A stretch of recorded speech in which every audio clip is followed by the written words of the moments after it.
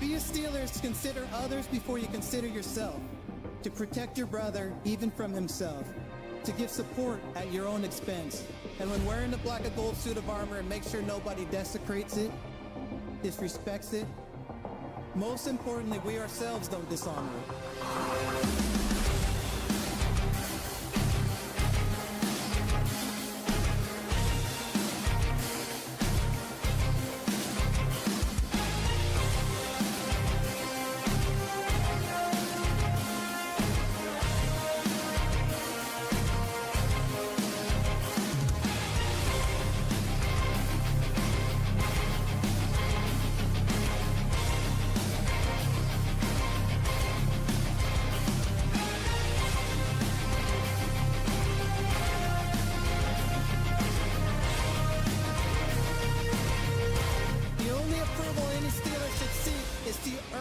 Approval from previous legends who have donned the black and gold.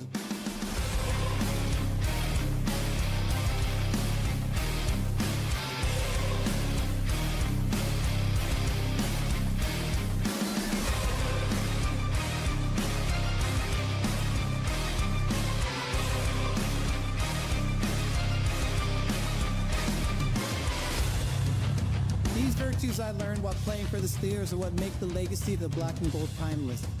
They are passed down in the locker room from the steel curtain to anyone who valiantly wears the black and gold. Creating a brotherhood that is deeper than money, business, and winning.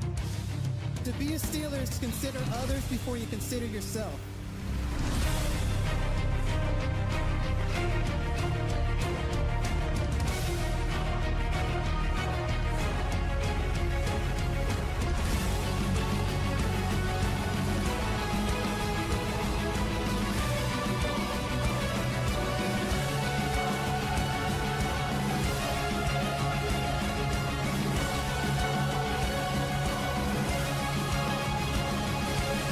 This is our culture, Steeler culture.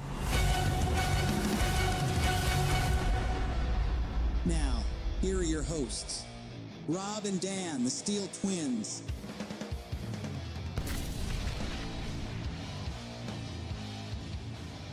Steelers Nation, how we feeling, man? You guys having a great week? You guys having a stressless week being Steelers fans? Is that even a thing?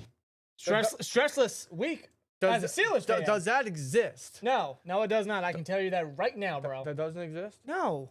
Really? Especially going up against the New England Patriots this upcoming week for week 3 of NFL football. Yeah, on the road. The New England Patriots in Foxborough. You know, somewhere where the Steelers haven't won since, if I'm correct, 2008. Against Matt Castle at quarterback, not Tom Brady.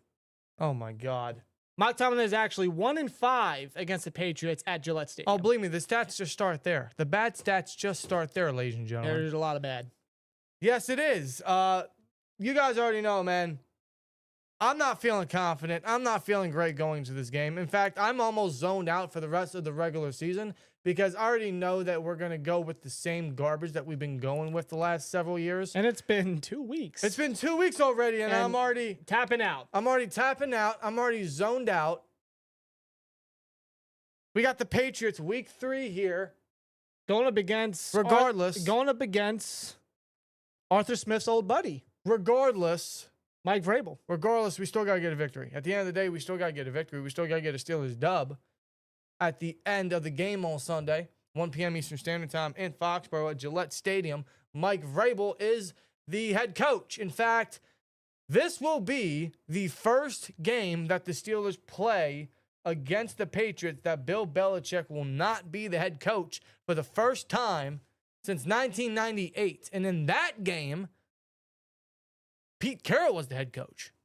So This will be the first time that we won't have to be across from Bill Belichick, that Bill Belichick will not be staring at us with a death stare for 60 minutes.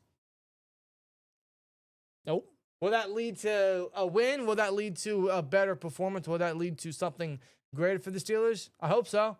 But is my confidence high? No, it's not. I'm not underestimating any head coach or any player for the rest of the way. No. I am not. Seeing what they did with the Jets and what they allowed to the Jets, and just based off of history regarding this Steelers-Patriots rivalry, this I want to say historic rivalry, but it's really been one-sided the last 20-something years. The last game we played against the Patriots was a fateful Thursday night in December of 2023 when Bailey Zappi threw 3 touchdowns in the first half. Keep in mind, going into that game, the Patriots were the lowest scoring offense in the league. If I'm correct on this, they couldn't even average 13 points a game. And that was after we lost to the 2 and whatever record Cardinals 4 days prior. And the Patriots were a 2-win team going into that game. Yeah, we had Mitch Trubisky at quarterback. Yeah, it's not a lot of great history, man. We all know the history between the Steelers and Patriots. It's not very fun when it comes to the Steelers side of things. It's not. In fact, I really don't want to talk about a lot of it. In fact, the last time the Steelers beat the New England Patriots was in 2018. The week after we lost to the Raiders, who were just downright awful at the time, technically still are. But that was the infamous Jalen Samuels game where he went on for 142 yards on 19 carries, I believe. That was the only real game he showed up. Who remembers Jalen Samuels, man? Where is he now? It's almost as infamous as the Chase Claypool 4 touchdowns versus the Eagles. They only show up once, and that's it. How about that? Good time for you to show up, by the way. Shout out to Jalen Samuels. It was a great time for him to show up. Great game from him. And who could forget?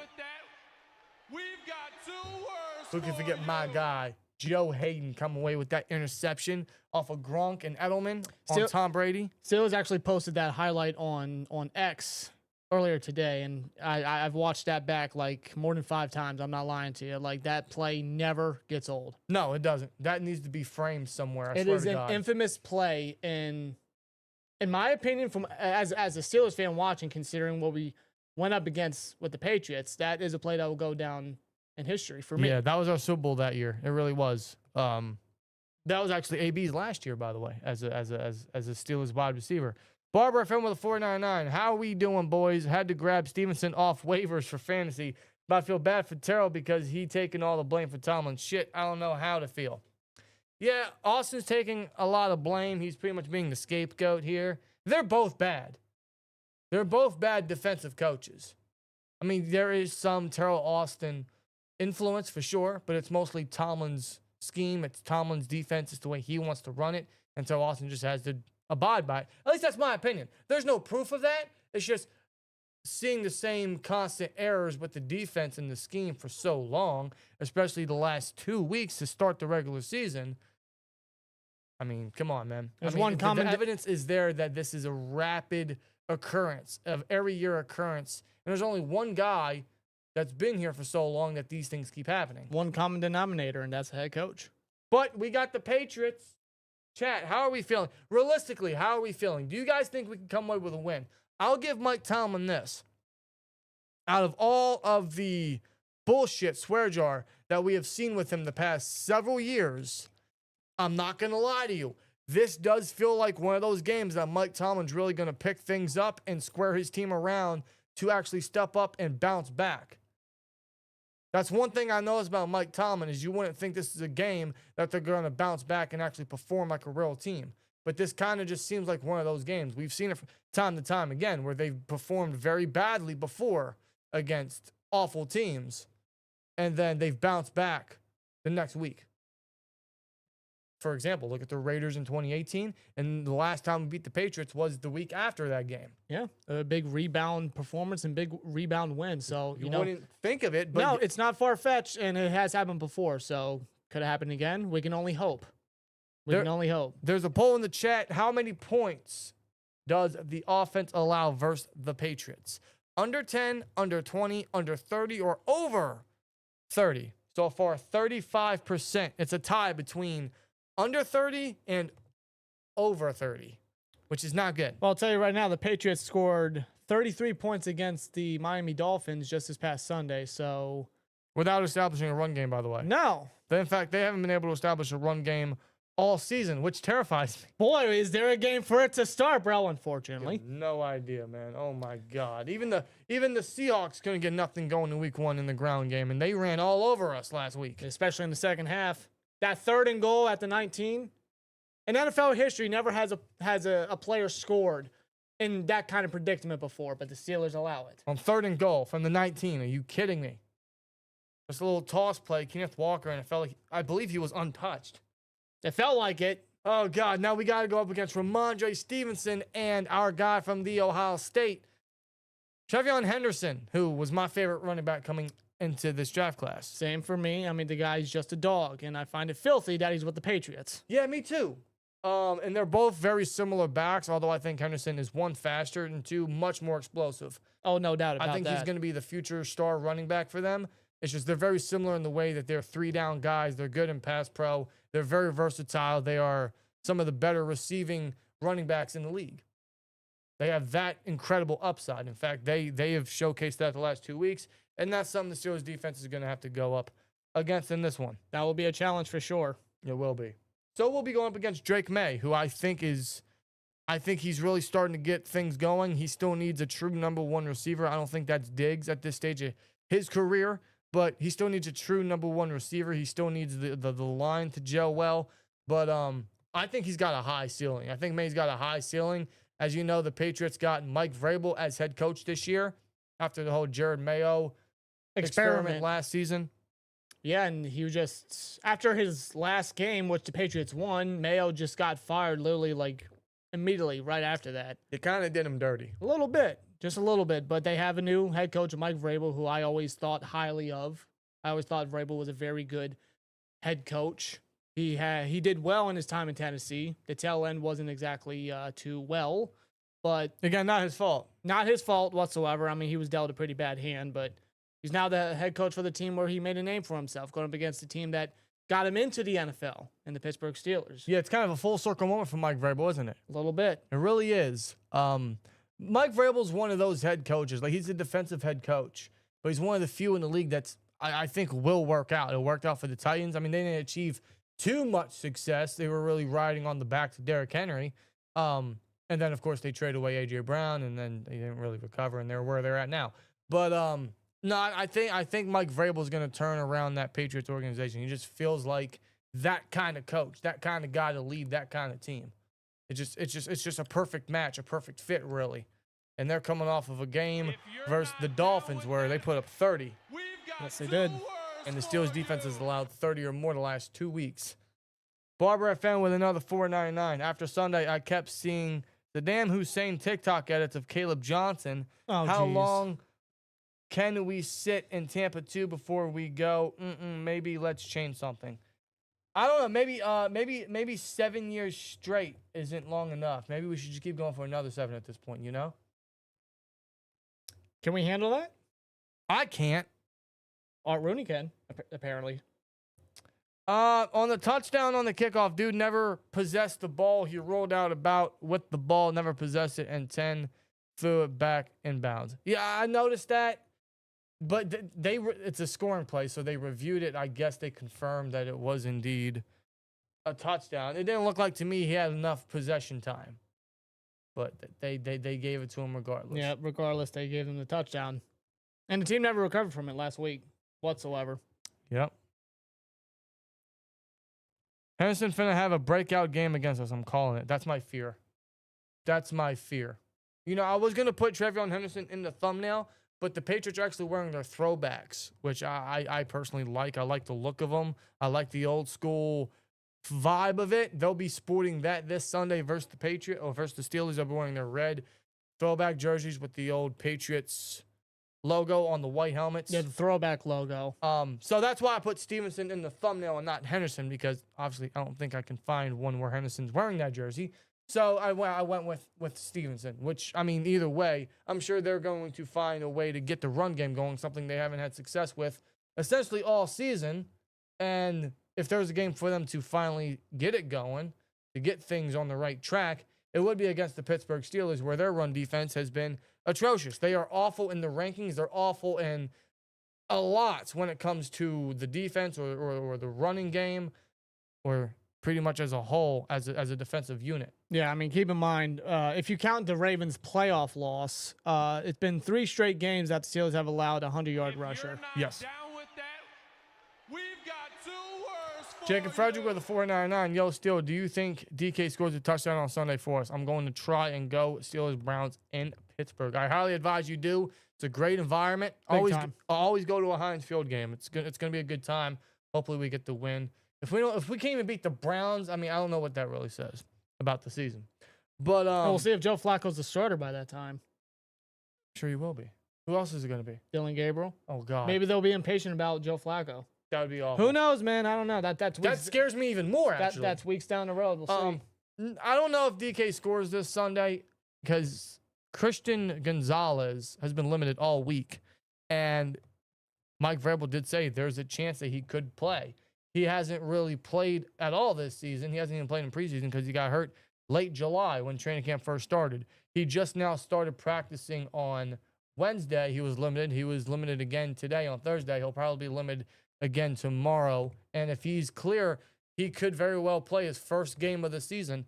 And that's going to be a huge bonus for the Patriots because Christian Gonzalez, when healthy, has got true lockdown potential. I mean, he already has established himself as a lockdown corner. Yep. Last year, he was recognized as a second-team All-Pro. I mean, we all knew the talent and the potential he brought out from the college level, and he's already showcasing it. Aaron Rodgers is simple with it, too. Says, Patriots going down on Sunday. I hope so. I really hope so, man. We really need a win. I don't want to say that we need it bad because it's week 3 and you know all that stuff. Yes, they do. Shout out to Alex who subbed to the SteelTwins. Thanks, Alex. Thank you. But yeah, they need a win. They really need a win in this one. They got to wake up. They got to make adjustments. They got to clean up a lot of these flaws, man. You know, the first 2 weeks is not a good tone setter for the season. It's not a good, it's not a good first step into the season where they're going, quote unquote, all in. I never believed in it. I never bought the hype in it, but that's their mission, and this is not the way to do it. This is not the way to start the season. So they got to come in and figure something out. Am I expecting it? Not really, because the Steelers making adjustments. Come on, bro. But they got to figure something out. Yeah, especially defensively. Excuse me. Like the defense, I mean, what? 30 points in 2 straight games. 394 yards given up to the Jets, week 1. And then last week, 395 yards allowed to the Seahawks. Only for the Jets not get anything going this past Sunday against the Bills. They only got 154 yards. And the Seahawks, week 1 against the 49ers, they only had 230 total yards. Yeah. And the defense just allows that. Barbara FN with a 199 says Steelers adjustments, huh? Yeah, what's that? What are those? Do they exist? Is that a thing in this present universe? It is not in their vocabulary. I can tell you that right now. No, but Rob, I know all week you've been looking at the Steelers' defensive rankings and their stats. Please go down the list because this should be highly entertaining and quite sad, actually.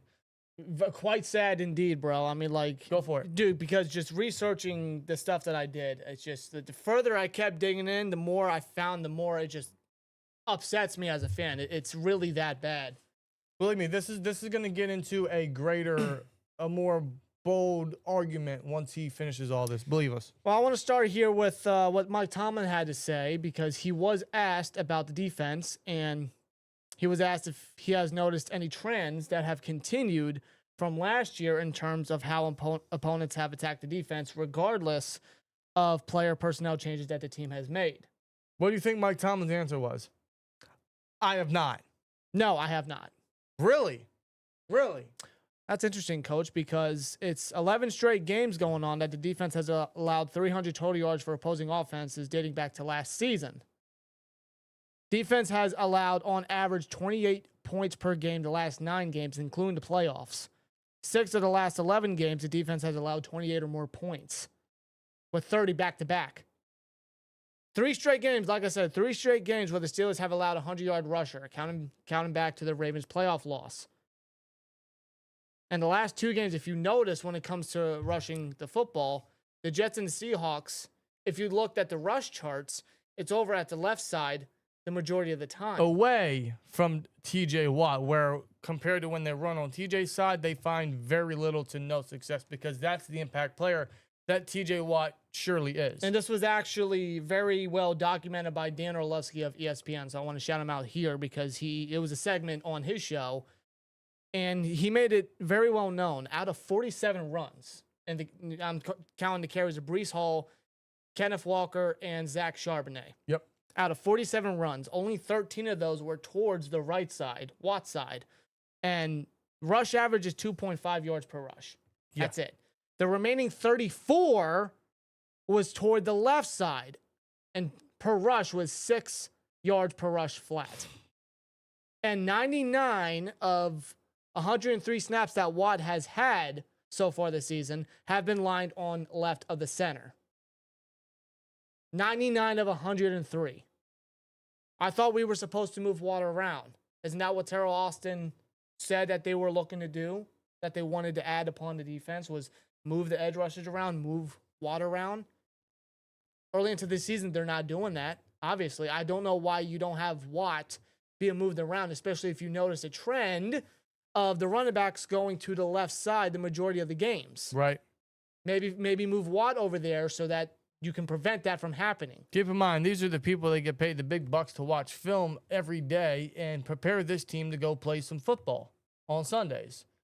And they don't make adjustments. In fact, they don't put players in the proper positions to succeed, or they don't put players in certain positions to help the scheme. They just expect that the players can play to what the scheme is and just expect greater results or expect the results that they want instead of molding the scheme to fit the players rather than the players to just work out whatever scheme that they're handed, which has been leading to what we've been seeing for so long now, but especially to start off this regular season, the first 2 weeks.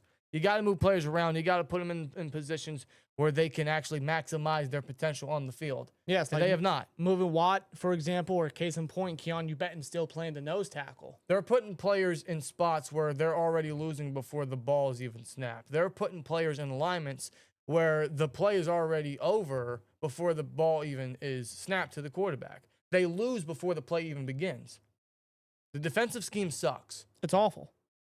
It's so predictable, and offenses know that. They can tell that. Yeah, in fact, and it's easy for them for the defense to lose. It's easy for the offense to just go out there and succeed. Right. Get the yardage and just dice up this defense, tear it apart. Yeah, I think Mike Vrabel mentioned that in his press conference earlier this week, and they have Josh McDaniels as offensive coordinator, which Josh McDaniels has gone up against the Steelers pretty much his entire coaching career or his coordinating career. Yeah. And has torn apart that defense piece by piece. Yes, he had Tom Brady the majority of the time, but if he realizes that this scheme is just the same that he's been studying for so many years against so many other Steelers teams, despite the personnel changes, don't you think he knows how to scheme up where to have success for his offense despite who the quarterback may be? You don't think a guy like him is going to be able to find ways to get the ball down the field and get the ball in the end zone? That's what terrifies me, is that this guy has so much experience going up against a defensive scheme that hasn't changed for so long. Now, remember Julian Edelman? He said, what was it, last year, I think he said? Like, going up against the defense, he said, bro, it's the same stuff they've been running for 15 years. Yeah. You have so much success, and then you run the same scheme, the same formations, the same style. Bro, it's like you're already giving the offense the answer to the test. The answer sheet. You guys are giving them the answer sheet, the answer booklet before they even play the game. There's no adjustments. There's no change. And because of that, here are the Steelers' defensive ranks within the first 2 weeks. Defensive success rate is 47.20%, which is 26 in the NFL. Points allowed, 31.5, 29th in the NFL. Yards per play, 6.3, 29th in the NFL. Yards per game, which is 394.5. That is 29th in the NFL. But positional spending, according to Over the Cap right here, number one. But almost every other ranking is essentially bottom 5. So, bottom 3 in a lot of cases. So that positional spending, number 1, of course, really, I mean, it was obvious, and we've been saying it for several times, really. But I wanted to kind of dive into the defensive contracts of the Steelers defenders. Go for it.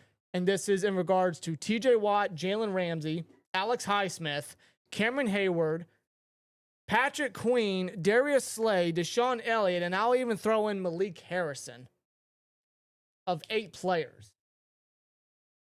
TJ Watt's getting $123 million total value, $41 million annual per year, and $108 million total guaranteed. Right.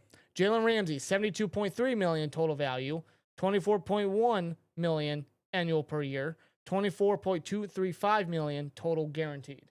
I mean, I could keep going on and on about these other players. We'll be here all day, but you get what you Rob's get the trying to sense. say here. Yeah. I'll go one more. Alex Highsmith, $68 million total value. And he's going to be out for this game. He's going to be out for a couple weeks. Well, Mike Tomlin did say that the original fear was a high ankle sprain. In fact, according to Mike Tomlin, Highsmith does not have a high ankle sprain. So it's not as bad as they originally feared, which is a good thing.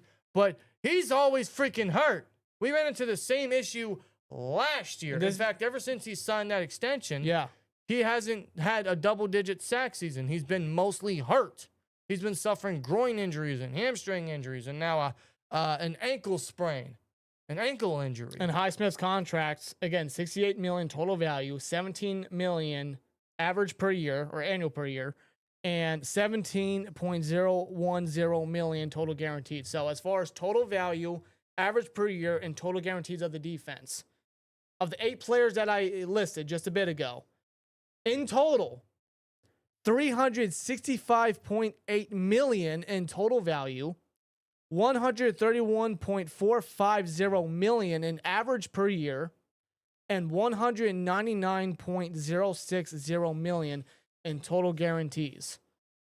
The highest paid defense in the NFL. And this is just in regards to 8 players. I didn't even throw in Derek Harmon's rookie contract in here, which is another $17 million. No. And good news on Derek Harmon. He's been limited all week. He's finally starting to see some practice time since when he got hurt versus Carolina in the last preseason game. He's been limited all week, just like Christian Gonzalez on the Patriots side. He's been limited all week. They both might have a chance to finally play their first game of the season. I don't know how much of a fix Derek Harmon's going to be for the defense, especially seeing that he's not going to be 100%. He might barely be 85% come Sunday. So how much of an impact, how much of a fix is he going to be? Probably nothing crazy. Seeing that Isaiah Loudermilk was just put on IR and the Steelers promoted DeMarvin Leal from the practice squad to the active roster, I would imagine if Derek Harmon can't go, Y.A. Black is going to be the starter at 3 tech when really it should be Benton and Black should be in Benton's spot. They should really swap roles and swap positions on the D-line. But you can't tell the Steelers that. You can't tell Mike Tomlin and tell Austin that, unfortunately. But if Derek Harmon plays, he's not going to be 100%. So how much of a fix is he going to be? He's probably going to be better than what we've had. But you're talking about his first game and he's not going to be 100%. He might even be on the snap count. If I'm being honest.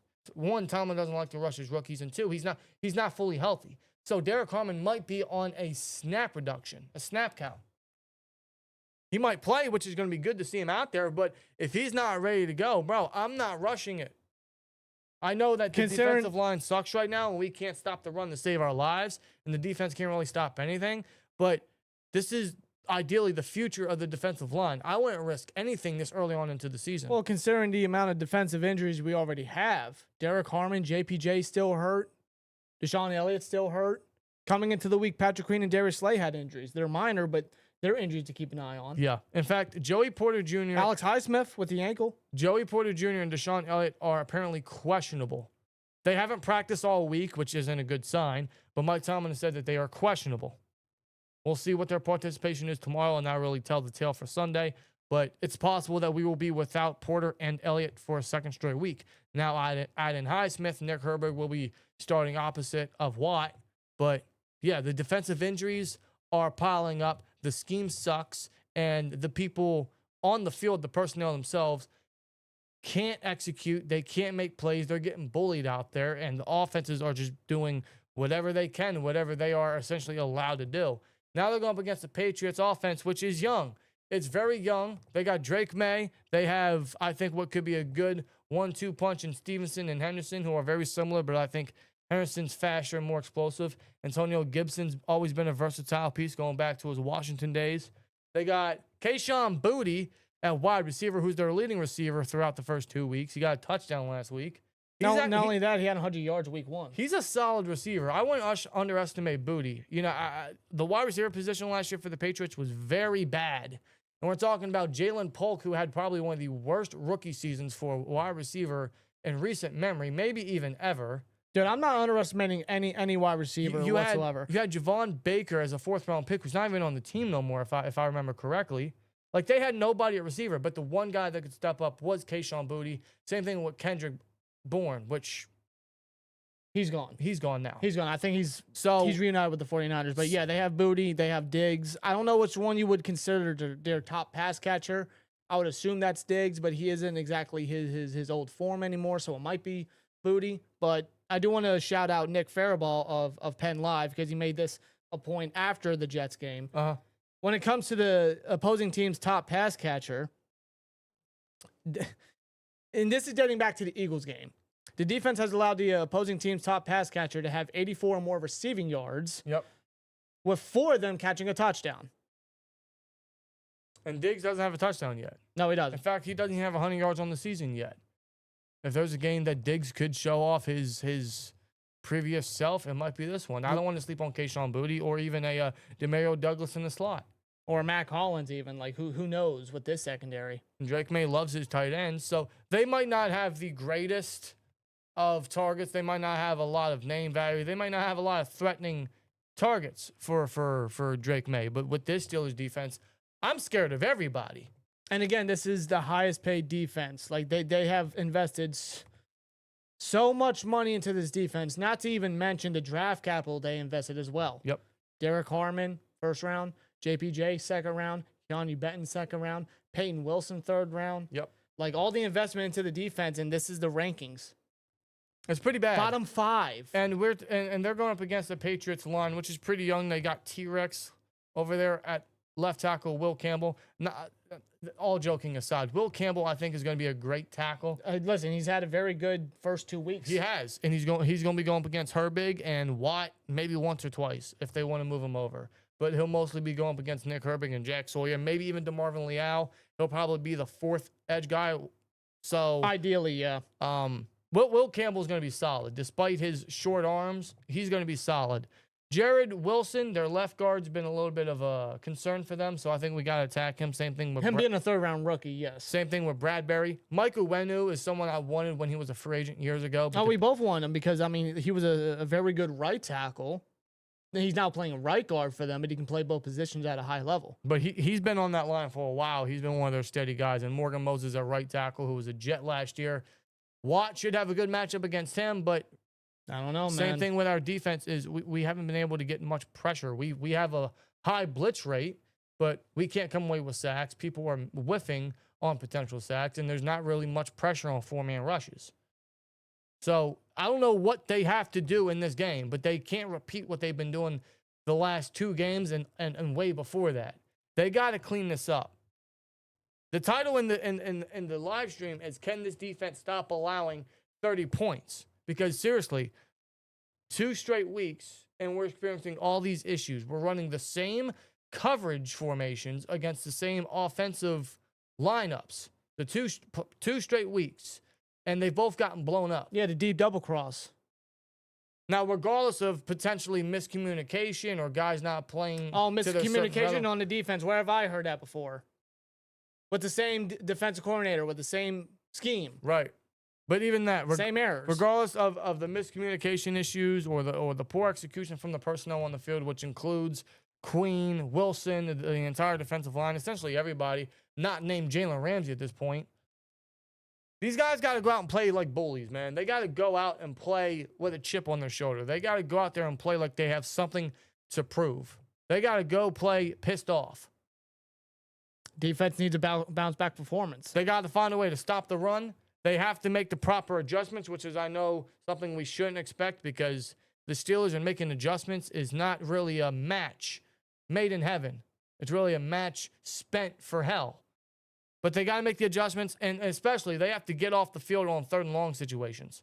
How many times last week, and even in the Jets, did we see 3rd and long situations, and they were able to get massive gains on the Steelers defense? Yeah, especially around middle of the field, too. Yeah. Like, middle of the field just got diced up, which is typical of the Steelers defense to allow, but, like, you can't allow that this week. But according to Mike Tomlin, he doesn't see a pattern despite all these different personnel changes over the years. No trends. How do you not notice a pattern? Like, you watch the film. Like, you watch the film every single day. You watch the film and you're like, yeah, we're going to run that again. That was successful. That was successful defense right there. We're going to run that again. No.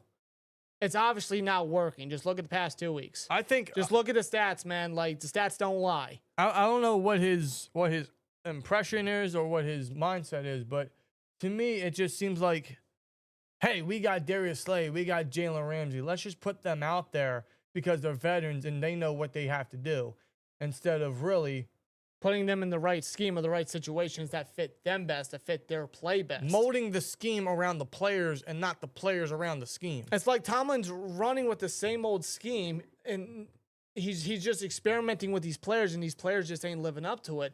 And he's always thinking, man, I just got to get different players. I got to get better players. That will fix the scheme. That will fix everything. Obviously, it's not. To an extent, yes, you got to get better players, but as a defensive coach, you have to mold things around. You got to bring certain disguises to the defense to confuse the offenses. For years, coaches and players have been saying, oh, yeah, we know exactly what they're going to do. On both sides of the ball, by the way, but even still. They've been saying, oh, we know exactly what they're going to do.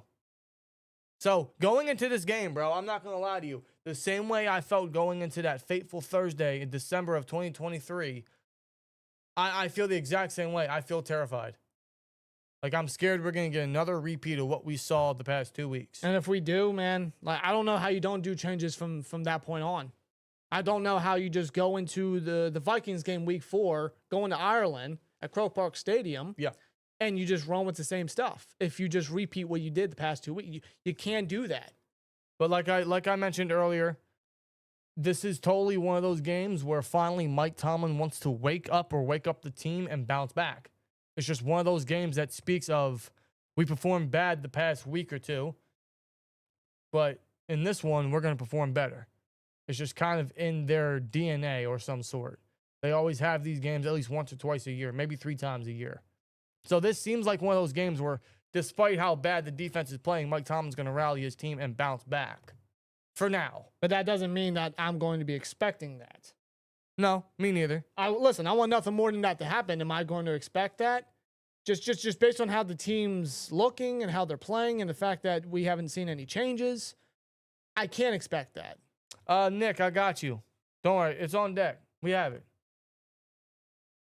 Still, okay, you guys want it? Fine. Oh, you want to show it? I might put it up. You ask, you shall receive, my friend. We always have it nearby. It's always close. You gotta give the people what they want. We got two sides, bro. That'll never happen. I mean, both. Which is the only way he's gonna leave, but neither is this gonna happen. Yeah, Art the Clown. Read it and weep. Keep in mind that Tomlin is still going to be around for at least until the tail end of 2027. Yes. Yeah, he's not going nowhere. So we're stuck with this. We're stuck with this coaching staff. We're stuck with Tomlin. We're stuck with the same scheme again. So this is why I never believed in the all in mindset that the Steelers were trying to do, bringing in the talent. I never did. We always were adamant about that. Can't trust the coaching staff. We never deterred away from that opinion. Never deterred away from that thought. Never. And still feeling the same way. But it's way.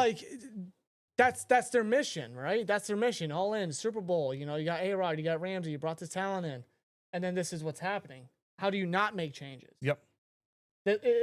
That's what you're looking to get. You have to make changes, especially if this continues. Changes should already have been made. They should have been made last year. How do you lose 5 straight and make no changes from the coaching staff? And you wonder why we're getting the same result all over again.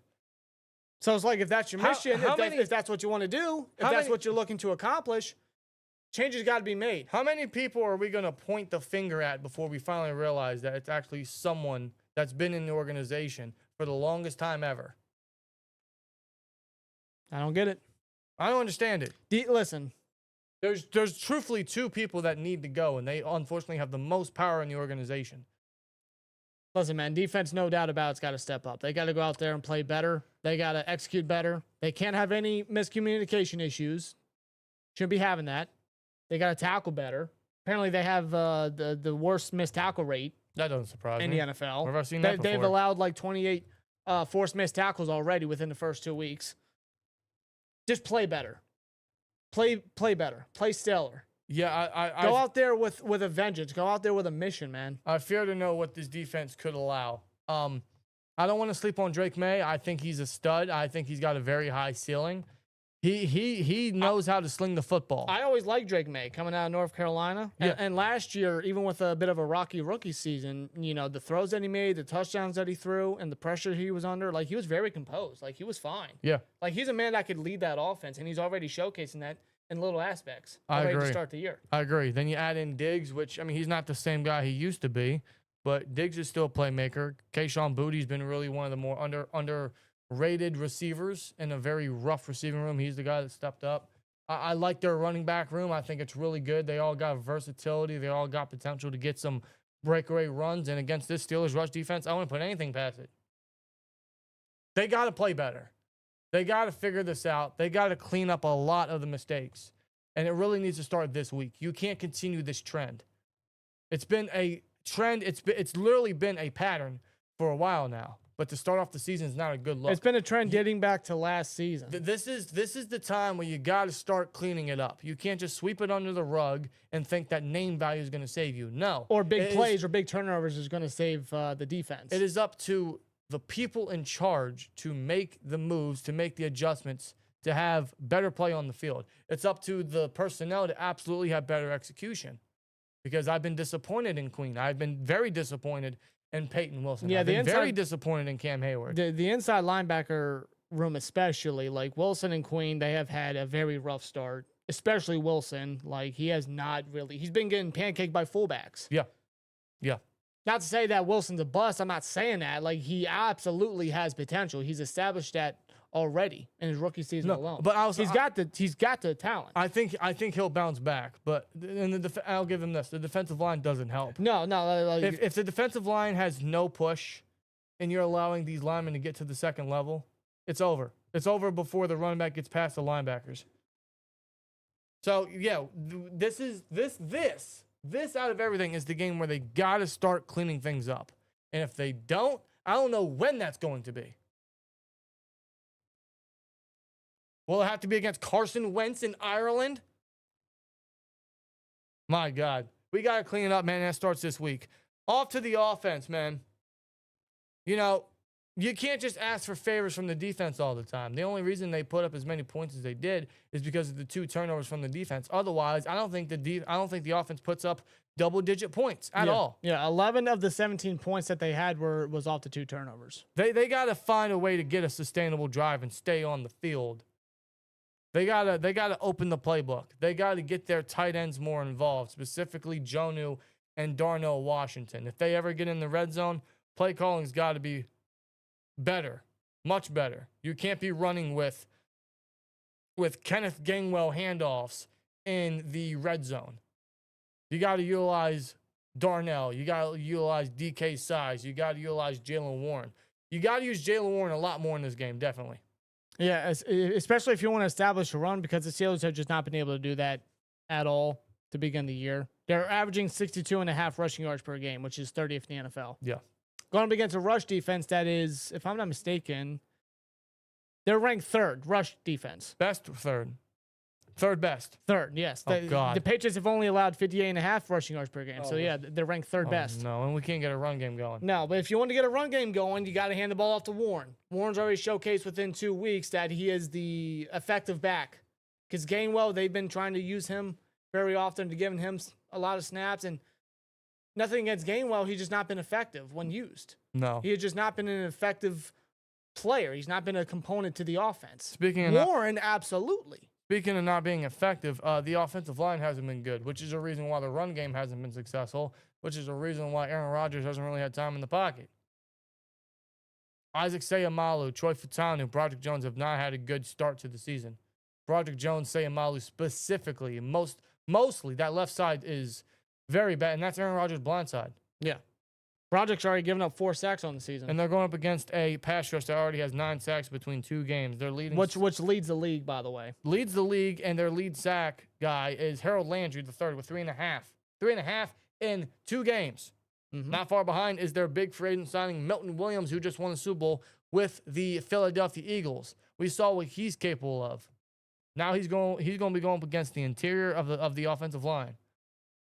You got Christian Barmore. You got Kaylavon Chasen, I believe is how you say his name. Former first-rounder at LSU. Hasn't really done much, but he did have 5 sacks with the Raiders last year, and he's already got a sack and a half this year, paired opposite of Harold Landry. You got Robert Spillane in that middle, former Steeler. Love Spillane. Who's done well since leaving the Steelers. He has. I really love Spillane. Honestly, like what Spillane has brought to the table with the Raiders and now with the Patriots, we could use a guy like Spillane. I appreciate Spillane, in that rough little era where we couldn't find a linebacker after Shazier. And Bush went down with injury. Spillane got the opportunity. He did. But we saw what he did in 2020. But on Sunday, he's going to be the villain. He's going to be the opponent. So, no disrespect, but all respect goes out the window as soon as the whistle blows. But Spillane, he's a hell of a football player. He's a hell of a run defender. Strong guy, strong mind. Knows how to read, the angles and the gaps. He's just a very, very good linebacker. I love their corner tandem. Carlton Davis was someone I really wanted the Steelers to sign in free agency, and they didn't. He went to the Patriots. And like I mentioned, Christian Gonzalez has been limited all week, his first bit of practice since late July. Christian Gonzalez might see his first game of the season, which will be a huge add for the Patriots, especially seeing that he will probably be going up against DK. And they're going to have, if Gonzalez is playing, they're going to have Gonzalez clamp up Metcalf. Which should be a fun matchup, but the question. Who's going to step up a receiver? Calvin didn't do much last week. In fact, no one really stepped up at wide receiver at all last week. Our leading receiver was Jalen Warren with 85 yards. The next leading receiver after that was Freiermuth with 31. Who's going to step up a wide receiver this week?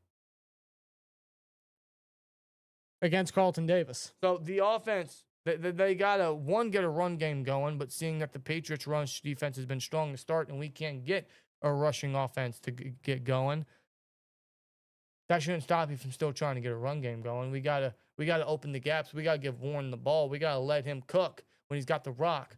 As long as the offensive line can be a big help in that and clear some lanes. And I think we need to get the tight ends more involved. I think we ought to utilize Jonnu a lot. I like their linebackers, but they're not the greatest in coverage. So I think we ought to utilize Jonnu a lot in this game. Use them up the field, use them up the middle. Yeah, use the tight ends to stretch the field instead of just dicing them for tight end screens and whatnot. I would line Jonnu up in the slot and definitely use them across that middle. Use them to stretch the field. Like if you want to get some big yardage, some chunk yardage to establish drives, that's a way to do it. Yeah. That's a way to utilize your tight ends, especially a guy like Jonnu. We're gonna need a guy like Calvin to have a game like he did versus the Jets, but I really want to see more targets for a guy like Jonnu. Muth, as for sure, since he's getting paid $12 million, but sometimes I just can't with Muth. You know what I mean? Like there are plays where he makes a great play, he'll get into the end zone. Then there's another time like last week where he'll drop a complete dime from A-Rod, and you're thinking, why is he getting paid $12 million? Which is why I think we ought to just get Jonnu involved a lot. He's had a lot of success, with the Patriots, and I feel like this would be kind of poetic for him to have a game where he's going to get a lot of targets from a guy like A-Rod. Yeah. So I think getting him involved would be very ideal. Less Connor Hayward, more Jonnu Smith. Please. Por favor, I'm sorry, like why is Connor Hayward involved when he has no impact? I don't know. He's not good. He's not a good football player. He can't block. He's not an effective pass catcher. He doesn't stretch the field. Why is he getting snaps? What does he do? Overall, I think as a team, this is the game where they got to start getting things going. They got to clean things up. They got to find a solid rhythm here. They do. A-Rod's got to find a little bit of that week one magic and really keep the Steelers in the game, because at this point, until further notice, until further evidence, I can't trust the defense. So we need the offense to get us going, to keep us in the game. I don't trust the defense to do anything. I don't trust the defense to adjust. I don't trust the defense to stop a thing, because there's been no evidence of such. So I'm not expecting a thing. At least with the offense, last week was terrible. The play calling was terrible. The execution was terrible outside of the turnovers. But we got to find a little bit of that week one magic. A-Rod's got to dig deep in his bag, and he's got to get things going for this offense. They do. The whole offense does. I mean, the line. I mean, like they're going up against a strong front seven. Like the tests don't get any easier for the O-line. No, it doesn't. So they got to play. They have to play. Broderick especially. Sayamalu, you're the veteran. Stop playing like you're a rookie. Fatanu, you're still getting your feet wet when it comes to playing, but you got to start balling. I trust Frazier and McCormick. I've seen barely any negative from those two. Yeah. I trust those two. Everybody else, they got to do their part. So as a unit, the offensive line and pass protection, they got to do better. Yeah. And run blocking, you got to open up lanes for Warren. You like the O-line, it's a huge test for them. Again, they're going to be a factor in this game, no doubt. Right. Yeah, Rob Bruno says, got to use Darnell. Agreed, yeah. Especially in the red zone. That was a thing that I didn't understand with Arthur Smith is in the red zone, he threw it up to DK, or he drew up a play to throw it up to DK. DK scored, and then on the 2-point conversion, you threw it up to Darnell. Matter of fact, didn't he say something about Darnell today? Didn't he say it's like throwing up to Shaq? Yes, it's like giving it to Shaq in the post. You give the ball to Shaq in the post, and more likely he's dunking on the defender. So why don't we do it more often? Toss it up to your 6'7" tight end, and you're probably going to find success.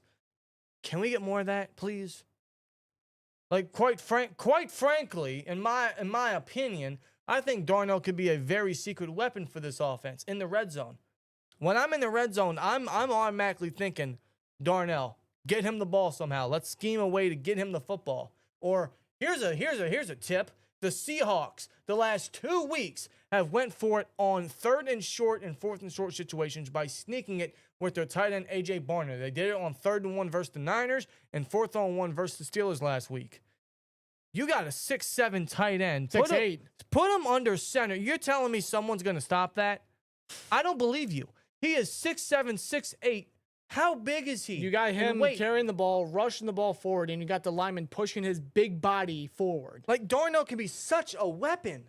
He might not be the most vertical guy. He might not be the most athletic, but hell, is he an absolute weapon? Use his size to your advantage. In short situations like Dan has been adamant about for 2 weeks now, yes, use him in that. In the red zone, God, man, like, good luck. My suggestion for this game is, yes, the wide receivers need to step up. DK needs to stop dropping passes. How many drops does he have the first 2 weeks? 3 or 4? I think 4 now. He needs to stop dropping passes and actually start playing like a wide receiver one, seeing we gave him the biggest contract in franchise history. Outside of TJ, obviously. But he needs to start playing like a real one. And someone's got to step up a wide receiver too, specifically Calvin. Maybe we get a little more Roman Wilson involved, but hell, I don't know how much more involved he's going to get. It seems like Tomlin's still trying to tiptoe him into the league. Makes no sense to me. But they're going up against Carlton Davis, and probably Christian Gonzalez if he's going to play. If Christian Gonzalez does not play, they're going to rely on, I would think, Alex Austin, who's been a solid fill-in for Gonzalez. Not from what I've seen. He's been targeted 12 times. He's allowed 9 catches for a good chunk of yardage and a touchdown. Really? He's actually been one of their weak points. Being a 7th rounder, you don't really expect much, but he hasn't really done much. As a matter of fact, their secondary is dead last. Oh, wow. They're dead last, giving up 315 passing yards per game. Well, what does that tell you? Now, they have gone up against gunslingers and Geno Smith with targets and Tua Tagovailoa with targets.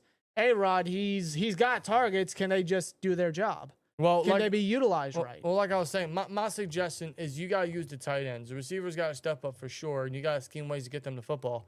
But in this game, I think Arthur Smith has to get his tight ends involved, and I'm talking all 3 of them. Especially if Gonzalez is actually going to be playing and going to be locking down Metcalf. Yeah, you have Wherever to. Metcalf goes, Gonzalez is going to follow. There's no doubt about that. Yeah, and that's why you have to attack with your tight ends, specifically up the middle, up the seam.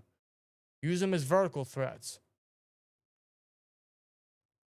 Can he scheme up a passing game? I think the safeties and the linebackers they have are poor in coverage. Attack that. Get him on cross routes. Get him up the middle. Get Jonnu the ball early and let him use his yak ability.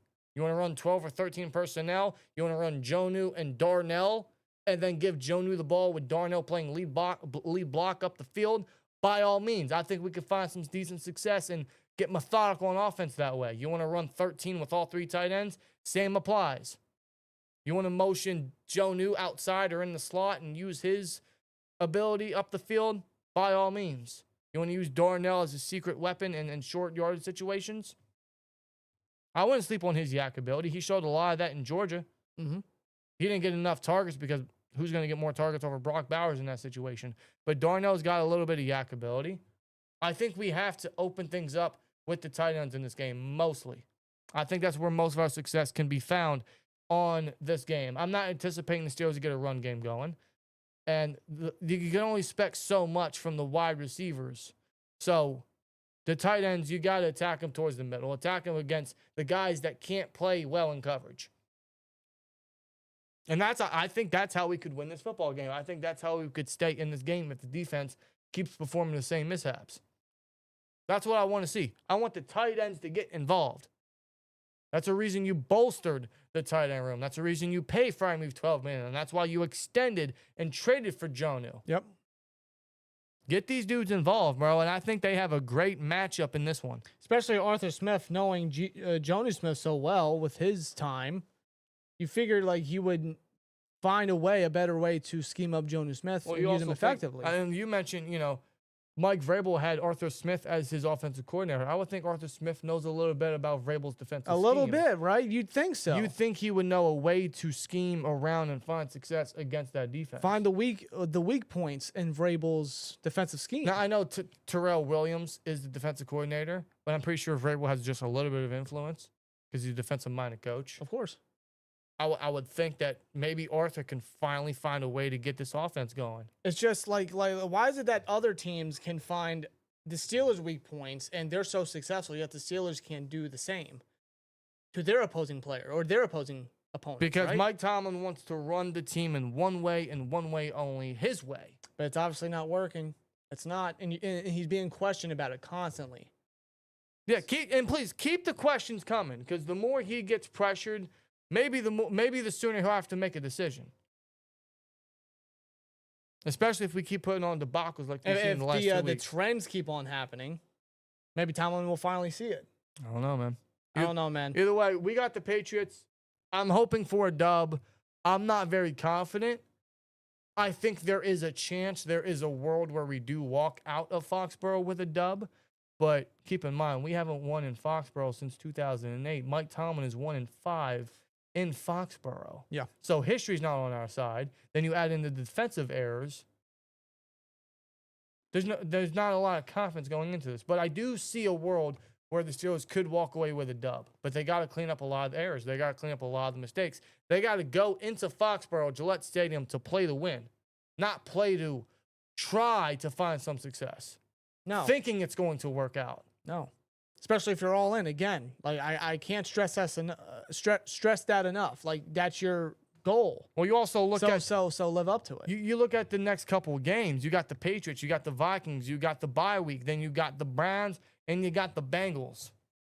These next 4 games before you hit the Packers on Sunday night, sporting your 33 throwbacks. These next 4 games are very important, bro, because this really goes to show, can they turn things around? When can they really make the necessary changes and the necessary adjustments? Because if it's not now, when is it going to be? And if they ever find a time to do so, it just might be too late. So this is a game. I know it's only week 3 and it's very early into the season, but I'm going to say this is a must win because you got to show us that you are going to make the necessary changes. And you are truly all in. Because if you are all in, you're going to do what you have to do to win, to perform better, to not repeat what we've seen the last 2 weeks. Yeah. These next 4 games are pretty important. Otherwise, if you keep falling behind and doing the same garbage over and over again, the definition of insanity, doing the same thing over and over and expecting different results, bro, it's not going to look good. No. So this is a very important game. And this is going to be the first of the next 4 where they can really start to pick things up and clean things up. Yeah, and I'm going to say this right now. The next 4 games, it being the Patriots, Vikings, the Browns, and the Bengals, I'm not going to go easy on the Steelers. That should be a 4-0 stretch. That should be. The Patriots, I mean, you need a bounce-back win. You got to go out there and play better, no doubt about it. The Vikings, I mean, like, Carson Wentz. It should absolutely be a 4-0 stretch. And then Joe Flacco after the bye, and then Jake Browning, since they won't have Joe Burrow for basically the rest of the year. Yeah. The way I see it and what you're looking to accomplish, that should be a 4-0 stretch. Am I expecting it? No. No, I'm not. No. Just do better. But this out of now is the time to do what you have to do. As a coaching staff, this is the time. this is the time to pick things up. Like, now you acknowledge, like, listen, like, what we're doing is not working. It's obviously failing. We're getting beat badly. This is where we got to step up. This is where we got to fix stuff. This is where we got to change it. This is where we can finally get back on the road to what we're looking to accomplish. Yeah. This is the time right here. Sunday is the time to do it. No tomfoolery. No BS. Go out there and play like goddamn Pittsburgh Steelers. Yeah. Leedy in the chat, good seeing you, man, says, I want to win this so fucking bad. I know you do. Leedy, I know how you feel, man. Leedy hates the dude. He has He's blood-boiled, deep down hatred for the Patriots. And I don't blame him. I don't. The Patriots have given us so much havoc for so many years. Yeah, I want this win badly too. I really do. It's a must win, man. We need it.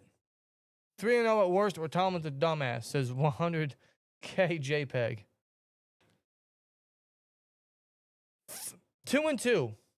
2-2. I'm not going easy on him. Is my prediction. No, I'll agree with him. 3-1 at worst, Yes. or at best. No, he says at worst. Yeah. At worst, yeah. If anything, 3-1, pretty much. What that one loss is, I don't know. Maybe versus the Vikings. Keep in mind, we got to go up against Brian Flores next week. Yeah. Yeah, we do.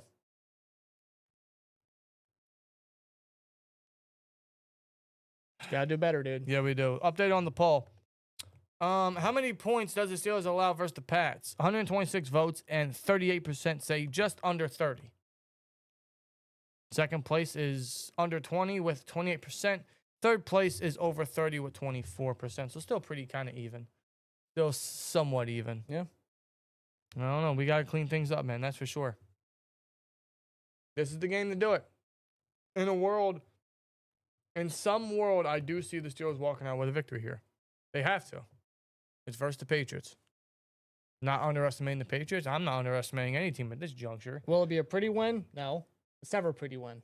No, but if they can get a win, I'll be happy. It would be a bounce back win regardless. Give me some evidence that, you're actually trying to make adjustments and make some changes. It would be a start. It would be a good start, if anything. Yeah, I agree. I absolutely agree. I'm not asking you to blow out the Patriots because God knows that's not happening.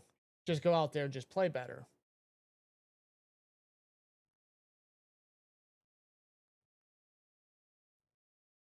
Anyway, guys, I want to give a huge shout out to 93 Elite on Instagram, man. Yes. Shout out to him, 93 Elite on Instagram. The link to his account is down in the description box below. Definitely go follow him because shout out to him, man. We will be live on his, I was going to say channel, on his account. We'll be live on his account tomorrow at 12 p.m. noon Eastern Standard Time. We'll be live on his account tomorrow. Definitely go follow him. The link down in the description. Shout out to 93 Elite. Can't wait to be part of the collab. He does these lives every week where he just gets Steelers fans together and talks Steelers football. We'll be on it tomorrow. So we're looking very forward to that. That should be a very fun collab. Much looking forward to that, man. It should be a lot of fun. Yeah. Shout out to 93 Elite, bro. Absolutely, man. Chat, do you guys have any predictions for this game? Bold predictions, realistic predictions. How are you truly feeling about this game? Are you feeling scared? Are you feeling optimistic? Do you think we could bounce back? Give me your guys' honest opinions. While you guys do that, I'm going to thank the sponsor of today's podcast. Huge shout out to Profit X for sponsoring with us for the entirety of the NFL season. As you see, they got all of the odds for week 2.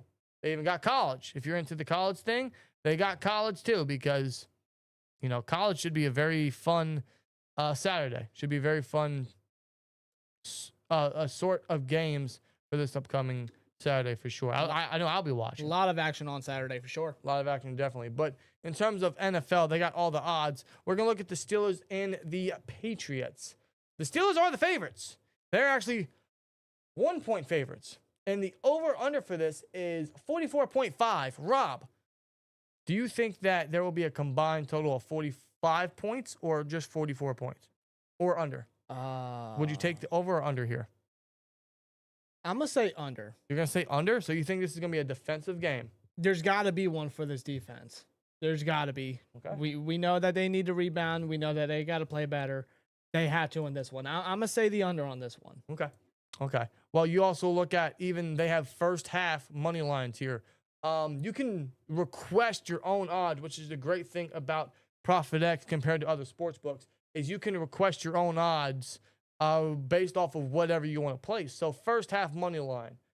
Let's say the Pittsburgh Steelers cover the first half money line. So let's say that at halftime, the Steelers are winning. I don't know what the score could be, but let's just say that the Steelers are going to be leading at halftime. You guys can replace your own odds. So let's say, since the Steelers are the favorites, let's be a little realistic here. I'm going to put it at an even 100. And we'll put, let's see, we'll put, I'll be bold here. I'll be bold. We'll put 300 on it, which could win us an extra 300.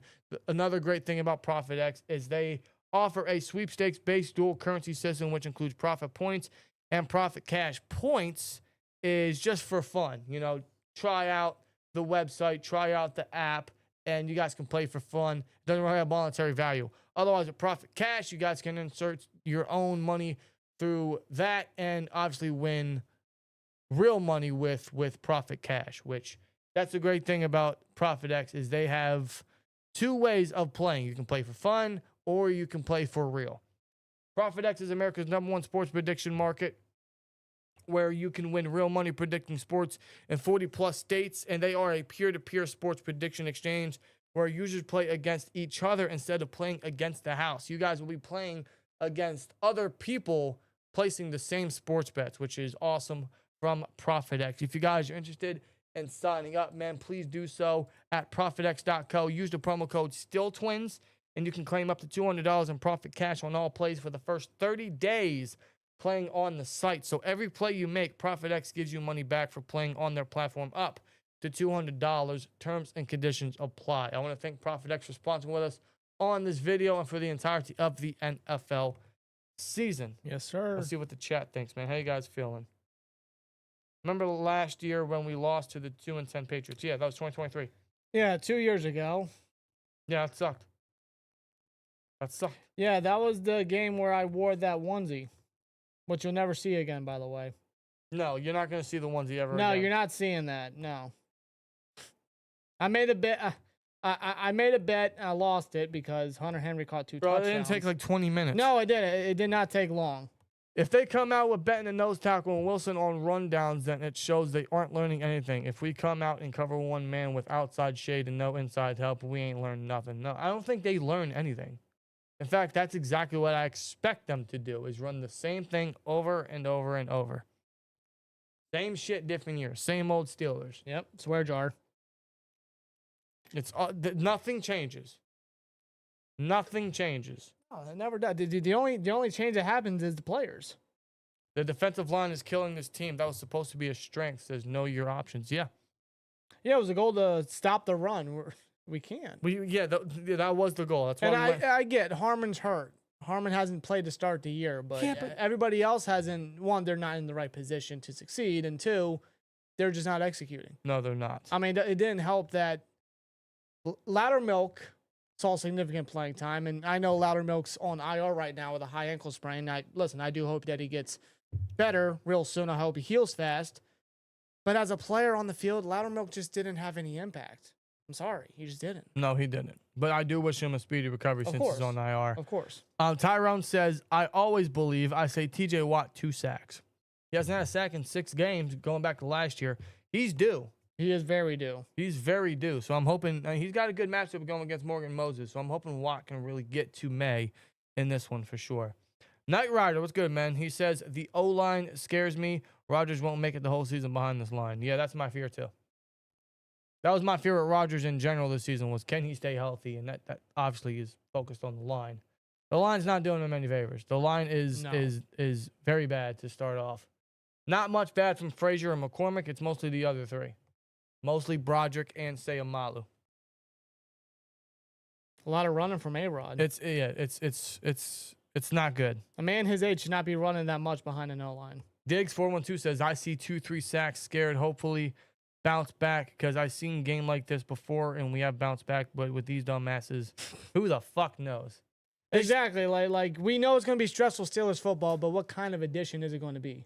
I don't know. It's only 2. There's only 2. But it definitely comes off. This comes off as one of those games where they will bounce back. It's so weird. It's so weird. Like, we've seen it time and time again. There's only 2 ways of Steelers games. It's either going to be very competitive, or it's going to be down to the stretch, probably a Boswell field goal, sloppy at the same time, or it's going to be a complete blowout, demolition from the Steelers' opponent. That's the way now, yeah. That's the Tomlin way.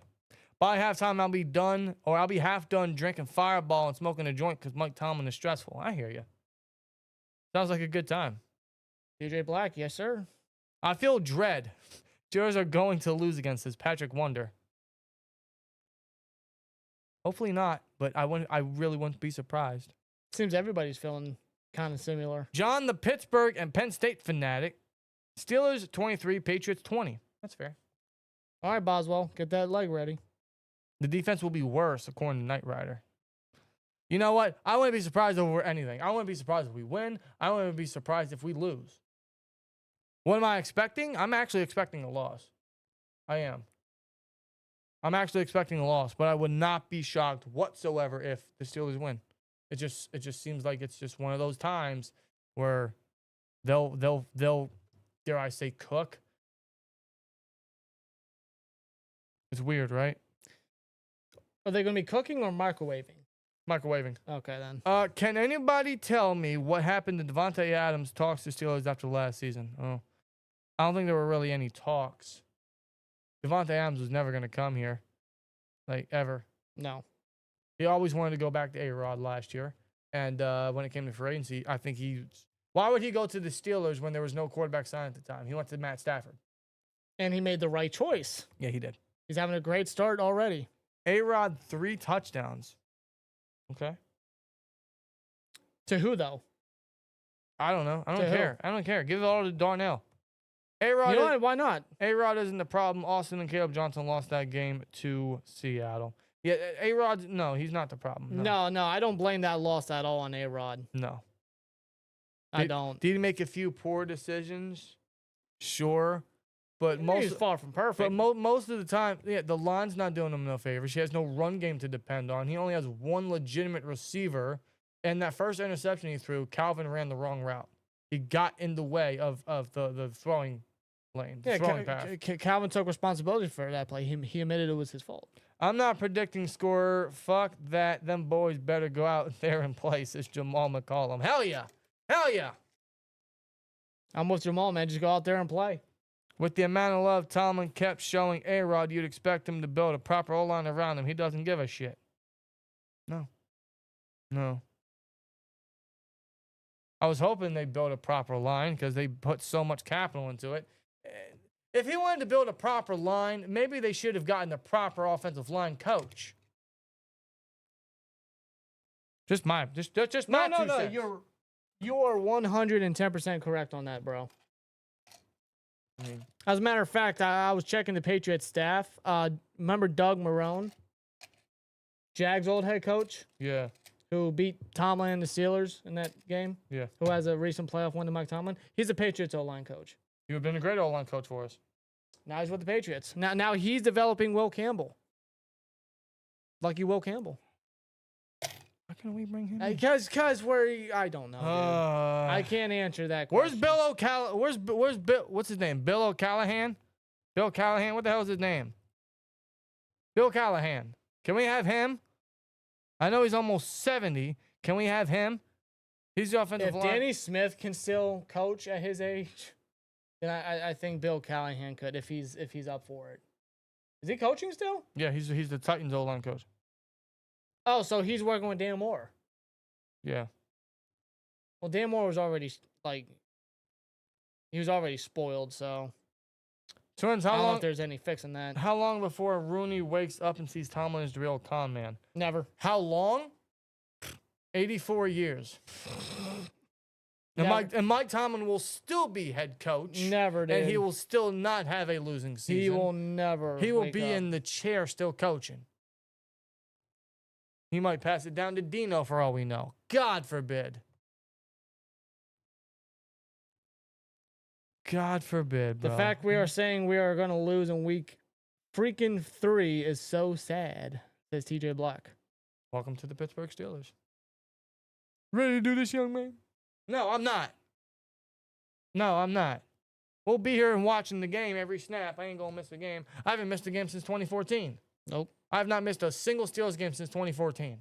So I'm not going to miss one now. But no, I'm not ready. I'm not ready for Sunday. I'm not. I like watching my Steelers, but I don't like them losing. Oh, man. Listen, man, I really don't know what to expect. I'm just... It's going to take a couple more of these come Sunday, let me tell you. I'm not going to get my hopes up. Let me just say that. I'm not. Sam Adams. I'm just going to sit, observe as a fan, and just see what transpires. Tired of talking about this defense. I want to see some action. I don't care what the offense does. I need the steel curtain to be the steel curtain, says Jamal McCollum. Jamal, bro. Damn straight. Jamal speaking facts. Standing right there with you. Damn straight. I want to say DK going to get 100 yards. That'd be great. He's got to get 100 yards at some point, right? Paying him all this money, him being the the number 1 wide receiver. That's what you want to see. Kayshon Boutte got 100 yards before DK. He did. Like, what? I love nothing more than DK to get 100 yards. And a touchdown. Oh, man. He's going up against, if Gonzalez plays, which is leaning that direction, it will be a tough task, but like DK, you're the experienced wide receiver. You've went up against some of the best. Yeah. Show them what you got. The game is local to me here in Santa Clara, California for free. Good. Good. I know you don't get games out there very often, but good. Yep. We got Sunday tickets, so we automatically get the games. Is it overpriced? Yes, but I like to watch my football. I like to watch 4 games at once.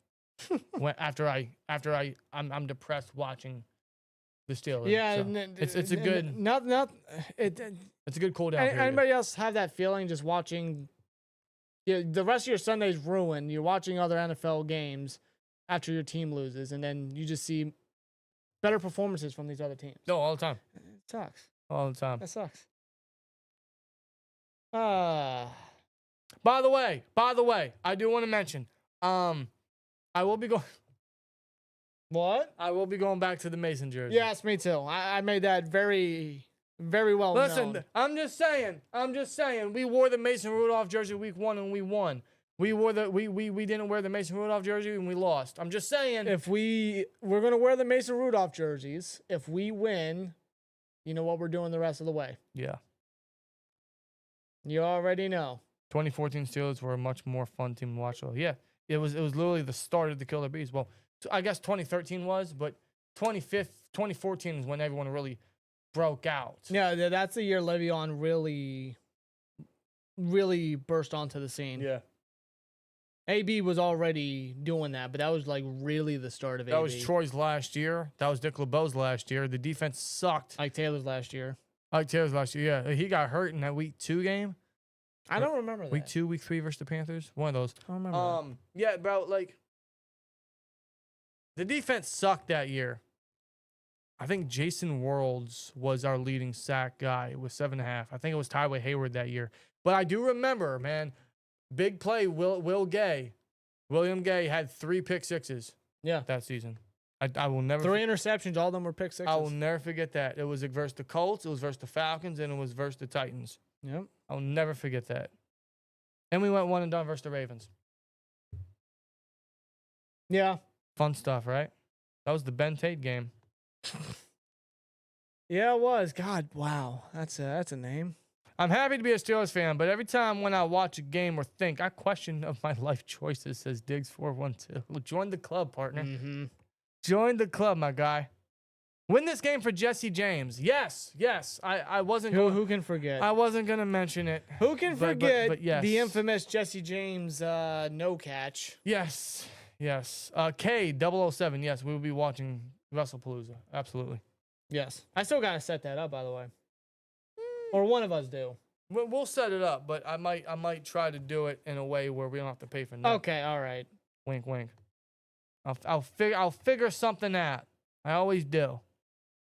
Twins, you guys are great. I watched this team in the 70s, and this team is question mark, question mark, question mark, question mark. Need more heat on these overpaid babies. Edward, I agree. Big time. And you've seen it all. You've seen it all. You've seen the legacy. You've seen the dynasty. You've seen the rise and the fall. You've seen it all, man. Seen everything, man. Shout out to Edward. That's awesome. He's seen it all. I'm hoping we can, or this team at some point can get you another one. You've seen all 6. Seen all 6. I've only seen one. I was too young to see 40. Super Bowl 40 in 05. But I saw did 43. I did see 43, yes. Saw 43. And I saw 45, and I don't want to talk about that. No. I don't want to talk about that. Yo, I remember, man. I remember specifically blaming Mike Wallace for that game. No one else. Not William Gay because Jordy Nelson cooked him. Not Ben for throwing a pick 6. No, I blamed Mike Wallace because he was the intended target on 4th and 1. It's not Mike Wallace's fault. No. Dude, the team just... No, even Mendenhall fumbled. I think that was Sean Sweezum's first year as our kicker, and he missed a field goal really badly. Yeah, that team just did not. No, the team just played poorly overall. Ben threw a pick 6. The team just played poorly. It was overall bad play by the team. Wow. They beat themselves. Yeah. Yeah, that was a rough night. That was a rough night. Aaron Rodgers won his only Super Bowl versus us, man, and he's now the starter for us. In his last season, what kind of football god is out there? Who thinks that's funny? I want to know who wrote that script. How many years ago? The universe has a weird sense of humor. Yeah, just a little bit. You know what? As I always say, the universe tends to unfold as it should.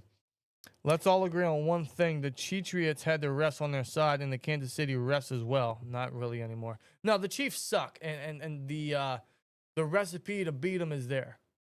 You just gotta cook. You gotta put your apron on and get to cooking. So are the Giants going to do so? No. Russell Wilson ain't going to cook? I am going to root for Wilson just as much as I did last year when he was our quarterback on Sunday night. Sunday night. But we got the 0-2 Chiefs versus the 0-2 Giants. But no, I'm not expecting the Giants to beat the Chiefs. If they do, I will love that. But no, that's not happening. Russell No. Wilson's not doing that. No. I like Russ, but no. They couldn't even finish it off against the Cowboys, dude. No. Nah. So, no, that ain't happening. I picked that script like that fish from SpongeBob and asked Plankton, "Hey, buddy, is this how you get your Sick kicks for seeing A-Rod as our quarterback?" In a cosmic sort of way, yes. Oh, my God.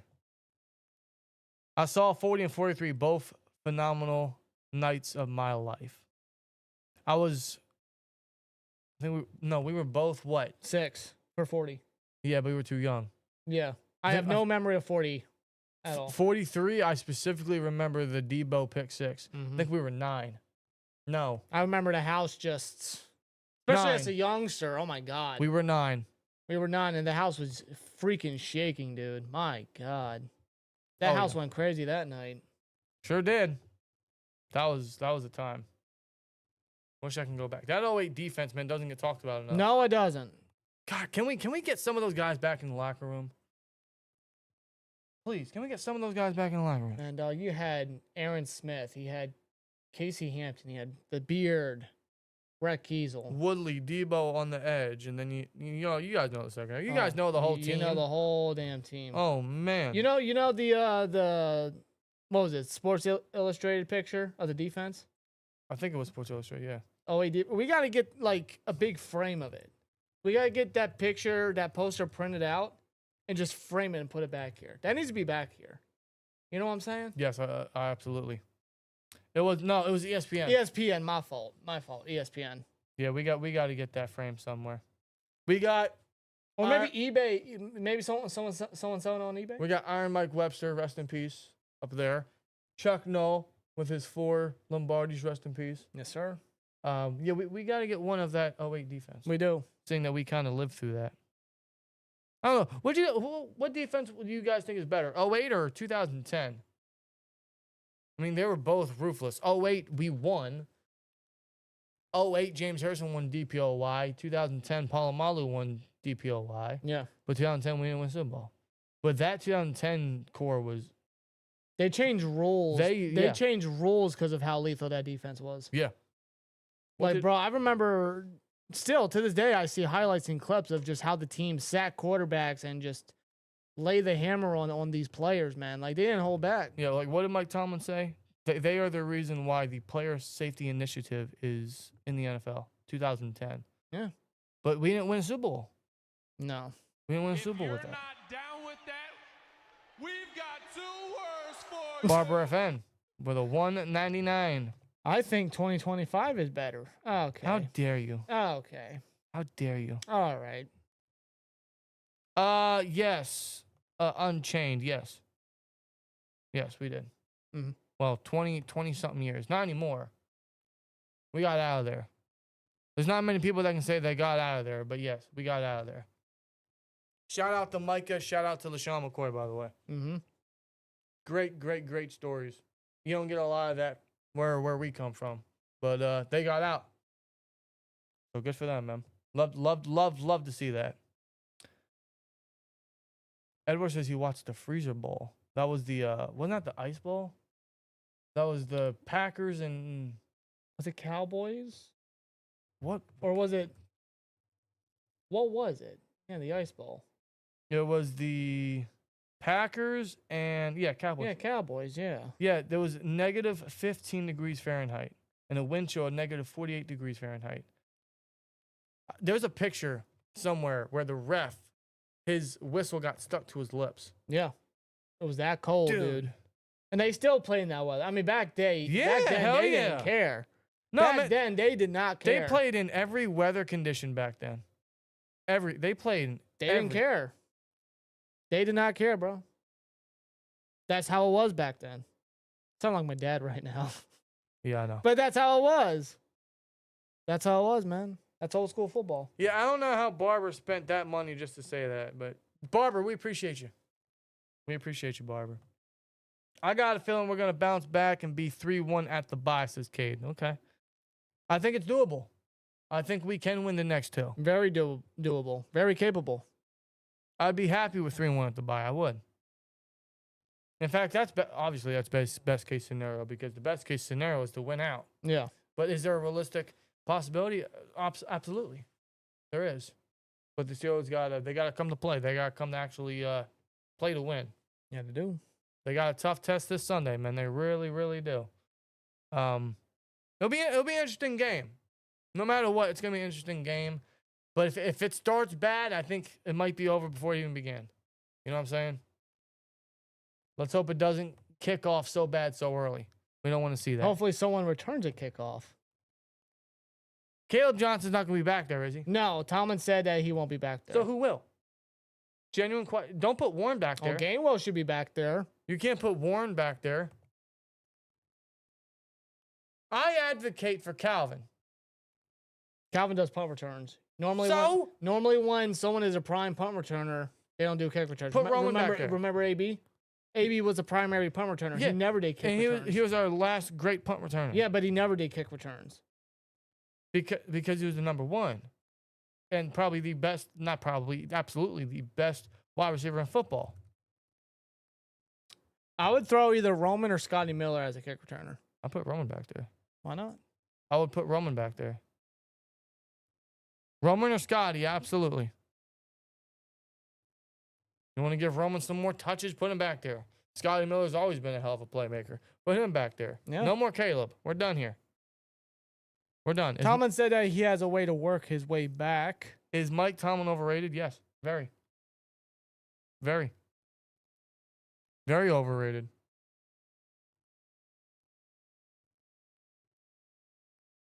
I think that's been the case for years now, actually. Yeah, what did Terry Bradshaw call him? Cheerleader? Cheerleader. Yeah, Unchained. I figured. I recognized the profile picture. I kind of figured that was you. Mm-hmm. Gainwell is there. Caleb is the backup. Caleb should be like the backup of the backup of the backup. You know, I mean, Caleb should never see or even be told or think of the kickoff ever again.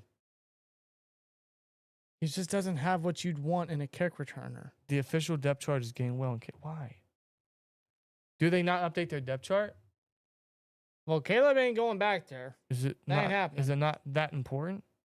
Because I think that's something you might want to fix up. I say 3-1 we lose versus Bengals on Thursday night because it's Tomlin on the road Thursday nights. I didn't even think of that. Didn't even think of that. Yeah, that might be an issue. He doesn't have a good record on the road versus teams on Thursday. He definitely doesn't. Remember the Browns last year? Yes. Yeah. Yes, I do. God, that was bad. It was very bad. That was rough. Not good. The timeout and then the third down give up and whatnot. Yeah, it kind of sucks that after the bye we got a home game versus Cleveland, then gotta go right onto the road to Cincinnati. But at least it's short distance, not far. No, It's a short week, but it's short distance. That might be in our favor. But I remember the Ryan Finley game, so I wouldn't put it past Jake Browning to do something spectacular. Jake Browning serviceable. Well, we'll see how serviceable He's going to is. have to be serviceable. Like, he's pretty much carrying the season on his back. He's got 4 weeks to convince me if we can beat him or not. 4 weeks. Yeah, I don't know why Caleb was back there in the first place. If he had kick return duties in Iowa, it was very, very rare, and it wasn't up until I think his last year where he really obviously stopped not receiving kickoffs. He didn't return a kickoff at Iowa since 2023. So why? I don't know. It's like 20 questions with his team. I don't know. Jim Shivers says, "Hey Twins, I heard that Troy has cancer. Is this true? So I hope that the doctors can get it in remission." I did not hear anything. Jim, this is the first time I'm hearing this. I would have thought that would have been reported. I haven't seen anything. I hope not. My man don't deserve that. No, we don't. I hope not. I mean, nobody deserves cancer. Cancer is awful. But you're talking about the nicest person in the world. No, please tell me that's not true. Okay, no, it's not true. I don't know. I'm not seeing anything. I'm not seeing nothing anywhere.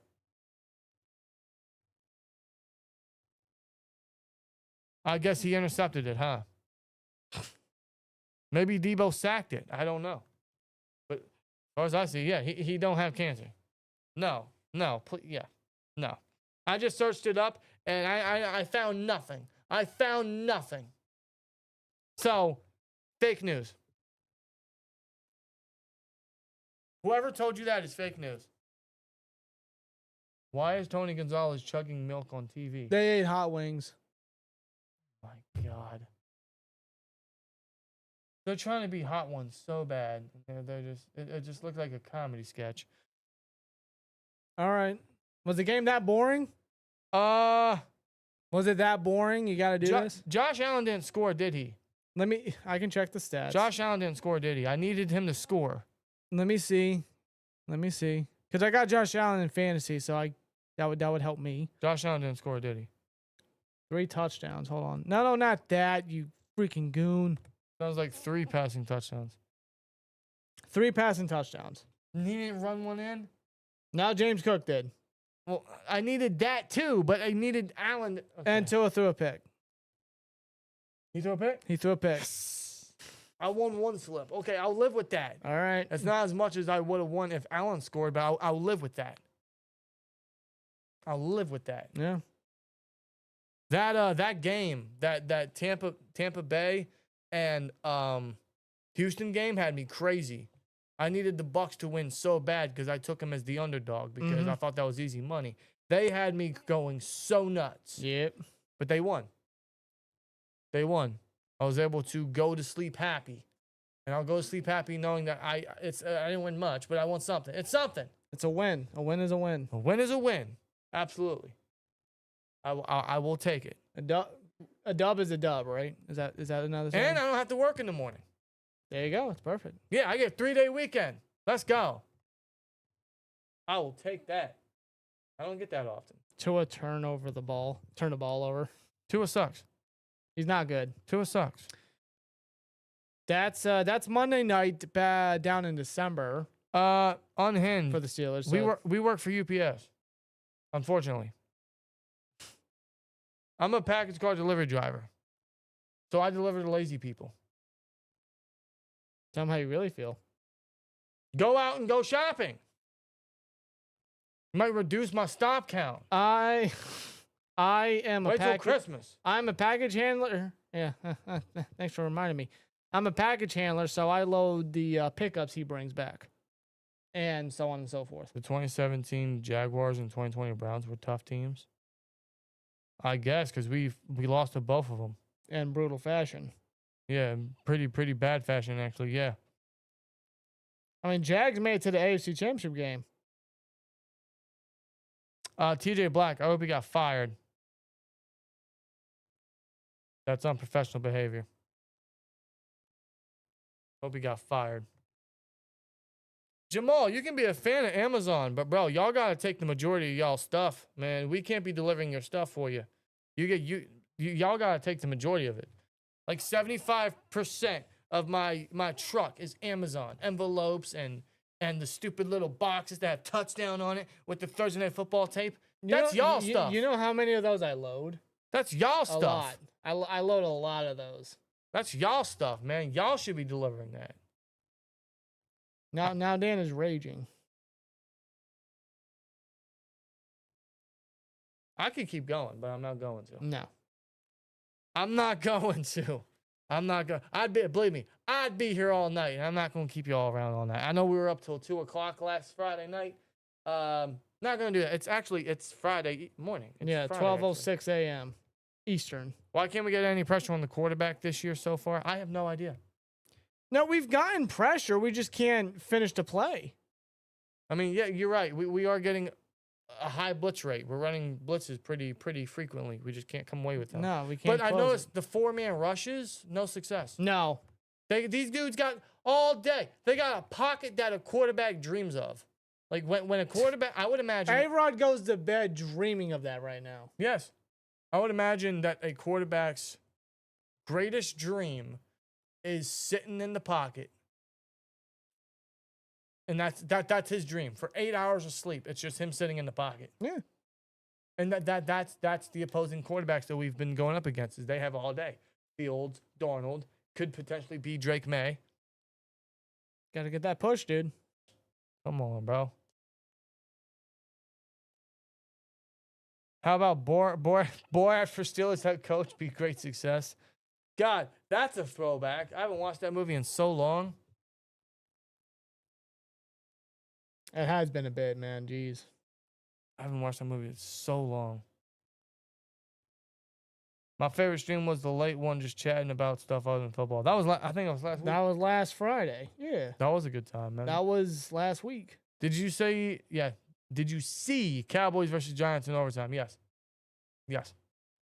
Brandon Aubrey, 64 yards, man. Holy crap. Guy's a demon. He's good. He's no Chris Boswell, though. Yeah, Russ threw a Hail Mary to Nabbers. Thank you, by the way. I have Nabbers in fantasy. And then you got Aubrey hitting a 64-yarder going overtime, and then he hits the game winner as well. Cowboys got a good one. Cowboys got a good kicker, man. Yeah. We know a thing or two about good kickers. We're not so different, you and I, Dallas. No, we got dumb owners, dumb head coaches, and great kickers. We got something good. And we both can't run the ball. No. Well, no, well, the Cowboys can, apparently. And for some reason, they got an infatuation. Javonte Williams, bro, it's a new something. Lease on life. Yeah.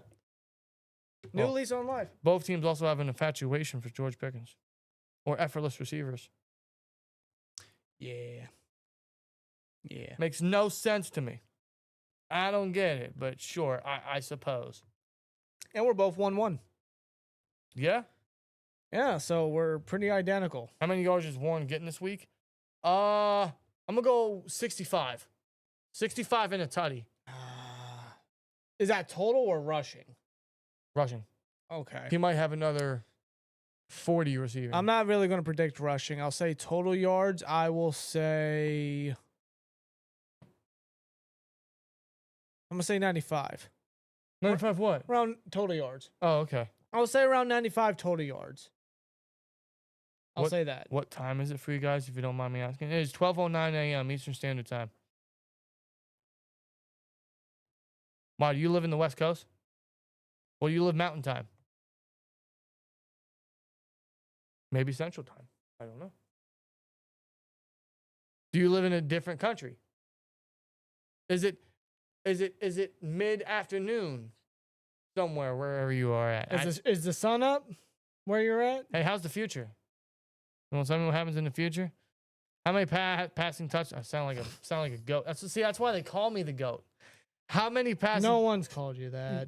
Shut up. How many passing for A-Rod? You mean passing touchdowns or yards? I'll give you a stat prediction for everybody. A-Rod throws for 224 and a tutty. Okay.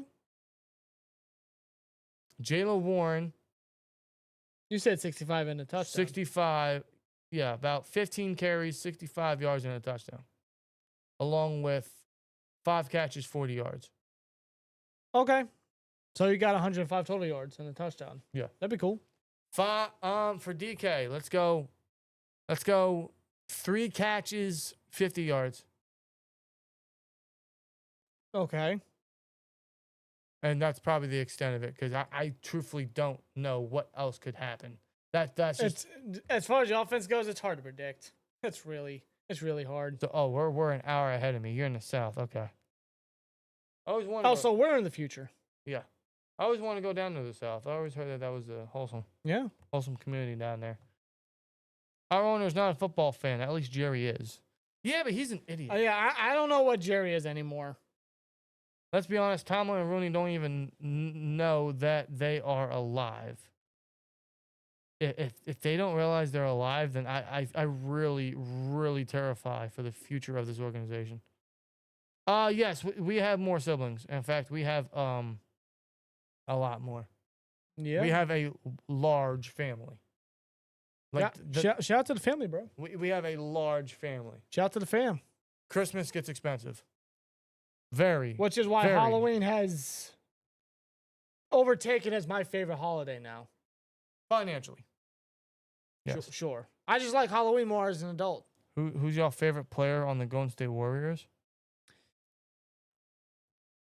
Not a Warriors fan, but I No. mean, if I had to pick somebody, Steph. well, yeah, that's obvious. I'm not a huge basketball fan in general. I want Iguodala. No, I'm kidding. Give me Steph. Yeah. Probably the greatest 3-point shooter. Definitely the greatest 3-point shooter of all time. He has the record to prove it. Bro, the guy is just buckets. I mean, Yeah. He now holds the record. I want Peppers to start over Thornhill. yeah, I agree. I think Peppers should start over Chuck Clark. Yeah, actually, Terrell Austin mentioned that he said something like he's got to find a way to get Jabril Peppers involved. He's got to find a way. Yeah. That's his job. I think he said we'll find a role for him. Your secondary is pleaded with injuries, and you're saying we have to find a role for him. You're telling me you signed him without the idea of what his role was going to be. Bro, what are you doing? By the way, some extra Steelers news if you guys care to know. The Steelers signed linebacker Jawan Bentley to the practice squad. Same thing with wide receiver Isaiah Hodgins and tight end Matt Sokol. Okay. Wow. Well, Bentley, he is a former Patriot in his own right, former team captain. Suffered an injury last year, unfortunately, that ended his season, and he was cut just this past summer. And he is now with us on the practice squad. We should have just kept Atlanta Roberts. I don't know why we didn't. Why didn't we keep Atlanta Roberts?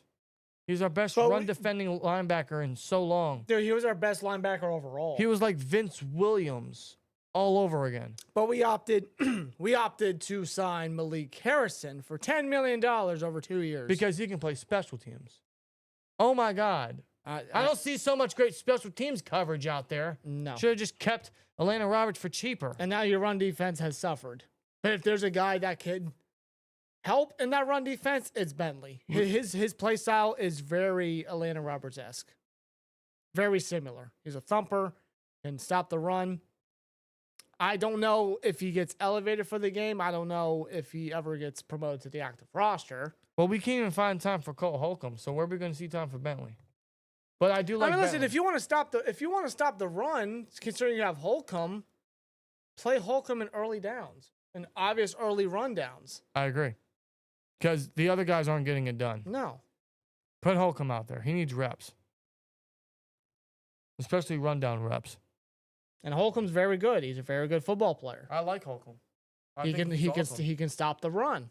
If nobody else is stopping the run, you give Holcomb the chance, and you know that he can do it. He's shown it before. You Green, I agree. As somebody that has seen both sides, yeah, I agree. Countryside over the cities anytime. Oh yeah, 100%. City's too noisy, too crowded. Well, at least the city we grew up in was just very, very bad area. But yeah, the countryside. Good Gotta old love it. countryside. Gotta love it. How do you guys feel about Omar Khan? Good question. I like Omar. I like his vision. In fact, a lot of his picks I agree with, or his philosophy I agree with, fixing the trenches and then building everything around it. I'm not going to lie, some of the picks that he has made hasn't really panned out yet. I don't know if that's bad scouting on his part. I don't know if that's a fuck up on the coaching staff. Maybe it's a mixture of both. But I like what Omar Khan's trying to do. My thinking right now is he's drafting these guys to be put in a role that the Steelers aren't putting them in. So the coaches are screwing up his draft picks. Yeah, I feel Omar Khan has a better vision than what the coaches do. Like, he sees these guys as like, all right, this is their role. This is why I drafted them. And this is what I want the team to use them as. And the coaching is just doing it ass backwards. Yeah. I agree with Dan here. I agree with Omar Khan's vision, his philosophy, the selections. They haven't panned out exactly, dating back to Broderick and whatnot. I mean, we could have taken Christian Gonzalez. Yeah. And not Broderick. We could have had Christian Gonzalez right now. Yeah, we could have. Or Troy Fatanu, right? We selected Troy Fatanu. Could have had Brian Thomas. Yeah. You know what I'm Would saying? have solved the wide receiver Like, issues. I totally understand some people's arguments when they bring those up, and I don't disagree with those. But I do understand what Khan is trying to mold, what he's trying to build. Same. The coaching is just, Yeah, like Kate says, our coaching is ass. it's awful. And Broderick is not looking good. No, no. Fasted 58. Will Broad ever come around? No. It's year 3, and I'm not giving him any more time than that. I know he's still kind of new to the left tackle position in the league. He's been removed from it for 2 valuable years, but The towel's still in my hand. If he has another bad game against the Patriots, I'll throw it. but it's not all on him. I think a lot of us agree that coaching has been a major malpractice for a lot of these players' development. Benton, Broderick. It's sabotaging their potential. Yeah. Oh, yeah, for sure. It's unfortunate because, yeah, I do see what Khan's vision is, and I love a lot of the value in the investment he's put in. But TJ Black says Omar spends his money on a Lamborghini, and the coaching staff crashes it as soon as they get their hands on it. yeah, Just totals it, right? yeah. That's quite the It's like quite the saying. it's like there. that scene in Family Guy where Peter won that dirt bike in that competition, and then Meg and Chris ran it, and then they tried to jump a fire hydrant. Yeah, and it just totaled it. Yep. Yeah, that's that. That's what that reminds me of. That's a hell of an analogy, TJ Black. Wow. Yeah, I love that. That's hilarious. I was 10 years old when the Steelers won their last playoff game. Guess how old I am now? You are. You're gonna make me do math?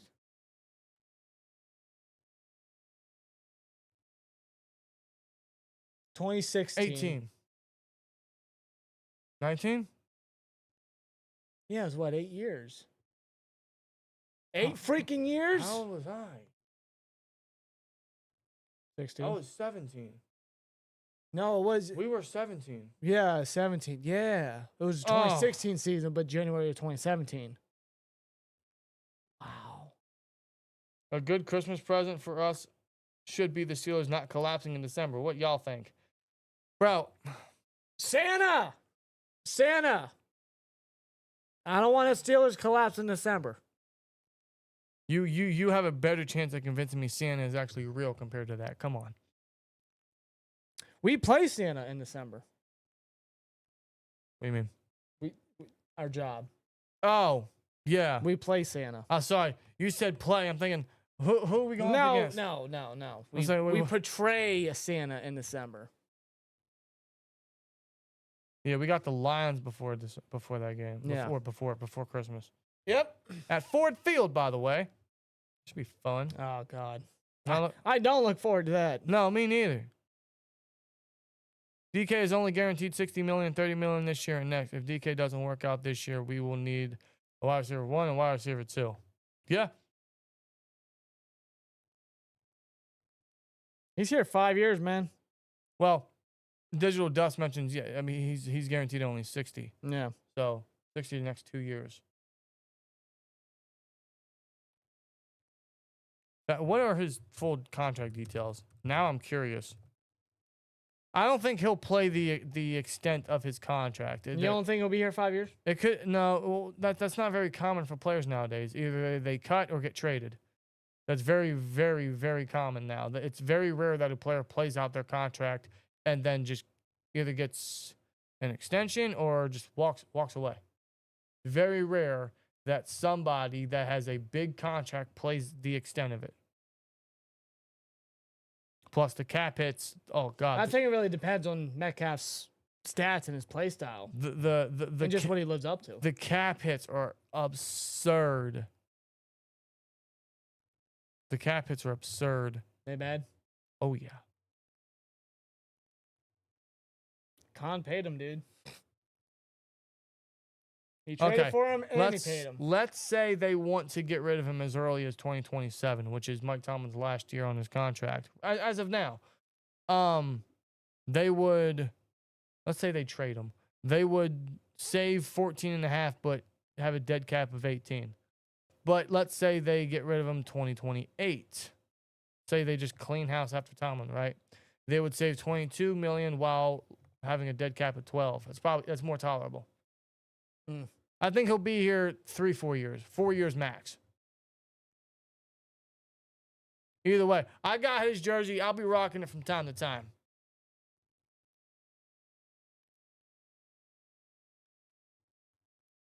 I like DK. We got to get him the ball. We got to get some deep shots thrown his way. We got to get him towards the middle. We got to get him on some crossers, and we got to get him some deep passes.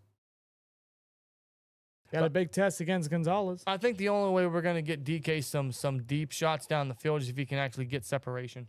Okay, he's not a contested catch guy. Like, if he's wide open and burning his corner, A-Rod's going to throw deep and it's just hitting him in stride. Boom. Otherwise, if you expect him to make George Pickens type catches, you got another thing coming. He might be 6 whatever, gargantuan, muscular. He's not that guy. DK keeps dropping passes to be getting paid that much. Yeah, four drops in the last 2 games. Cut it out. Get on the judge machine, my guy. And drops are a normal thing in the NFL. Even CD Lamb in week 1, man, right? Awful. He had 100 yards, but still awful. 3 drops in that third quarter or fourth quarter. Pretty rough. But even still, yeah, you're getting paid so much to drop the ball when you're the only dependable target. You're getting paid all this money. It's inexcusable. Is JPJ playing? Tomlin said he's questionable. Same thing with Elliott. But I wouldn't anticipate them to play because none of them have participated in practice all week. Harmon could because he's been limited. But JPJ and Elliott, I wouldn't anticipate. So for the second straight game, we'll be without those 2. Next man up, dude. Yeah. DK better prove he's a true number 1 wide receiver. Con structured the contract to the essentially 2 years of guaranteed pay. Yeah, he's definitely got to prove it. Even with an aging A-Rod and who knows who's going to be the quarterback next year, DK has to prove it. Absolutely. Yeah, big time. Love the DK trade. Hoping he can really start getting things more explosive for the offense. Khan said he wanted to add playmakers, and that's one way to do it. But let's start seeing more plays. Still early into the season, plenty of time for him to make plays, but No, let's get it going. yeah. Like we mentioned earlier, man, this next 4-game stretch is very important for the Steelers to really start cleaning things up and getting on the right track for once. If they don't do it now, I don't know when they're going to, and if they ever do, it'll be too late. Little too late.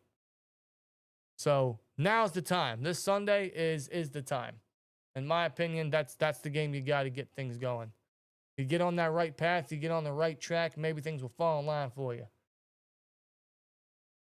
Will it lead to much? I don't know. Probably not, but That will be yet to be determined, but it does start Sunday versus the Patriots. give me an inkling. Give me an inkling. Give me some evidence that, hey, you guys are trying to change things up. You guys are trying to get better around here. That's all I want to see against the Patriots plus a dub. Outside of the dub, that's what I want to see is just some improvement, some evidence that you guys are doing the necessary measures to better yourself, better this team as a whole. That's what I really want to see. Tyrone, I don't know if Harmon's playing, but signs point to him playing. He's been limited. He's moving around. He's got a brace on his knee, but he's moving around. He's looking good from what I've seen. He might be on a snap count if he does play, but we'll see. If the defense continues to be bad, do we trade Cam? I don't think they'll ever trade Cam, but I wouldn't hate it. If the defense continues to play bad, absolutely, I would trade him. I think we should trade him and Highsmith, personally.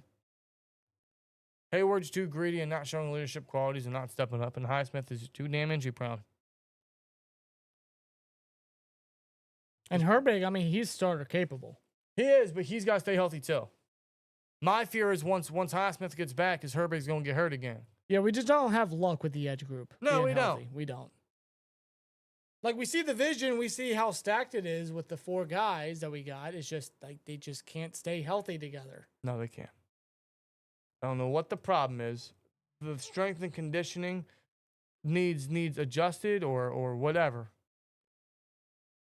Last year, Watt, Highsmith, and Herbig only played 8 games together. 8. Once Highsmith came back, Herbig got hurt. When Herbig came back, Highsmith got hurt. We can't have the edge group we want fully healthy. We can't run the 3 edge duo or trio all together. We saw a little bit of that last week, but that was before Highsmith went down. Yeah. Then when he went down, forget about it. Although I would absolutely still entertain it with Sawyer and Herbig on the edge. And Watt just inside. because Highsmith's out for said period of time doesn't mean you can't still do it. I mean, Sawyer had a good game against the Seahawks. I think we should definitely entertain Watt playing floater a little bit. It'll keep offenses guessing, and it'll give Watt time and opportunities to make plays anywhere. Yeah, just move Watt around, blitz him interiorly, or move him over to Highsmith's side, move Herbig over to the other side. You know, just change it up a bit, make it unique, make it different, make it unpredictable. I would definitely make Watt a floater for sure, because he's your biggest impact player along that line. Make sure he can make plays anywhere. It would just keep the offense guessing and the offensive line guessing of like, okay, he's here. What's going to happen? What are we going to do? Right. Do we watch college football? Yes. I've been trying to watch more college football this year. I've been watching college football every Saturday since the season started. Been really trying to stay on that train. DK and Pickens would have helped A-Rod a lot. It's just unfortunate we will never get to see it. No. I think a lot of it has to do with Pickens and his attitude.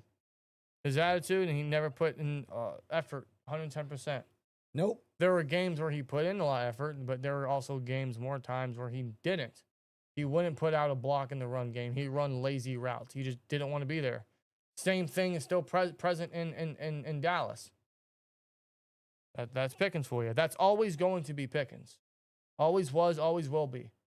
If he's not grown up now, he never will be. So, yeah, it would have been nice to see it. That was a dream duo, but if Pickens would have just grown up just a little bit, he'd still be a Steeler. So in that case, yeah, I'm glad he's gone. I don't want that on my team. Excuse me. He's over there.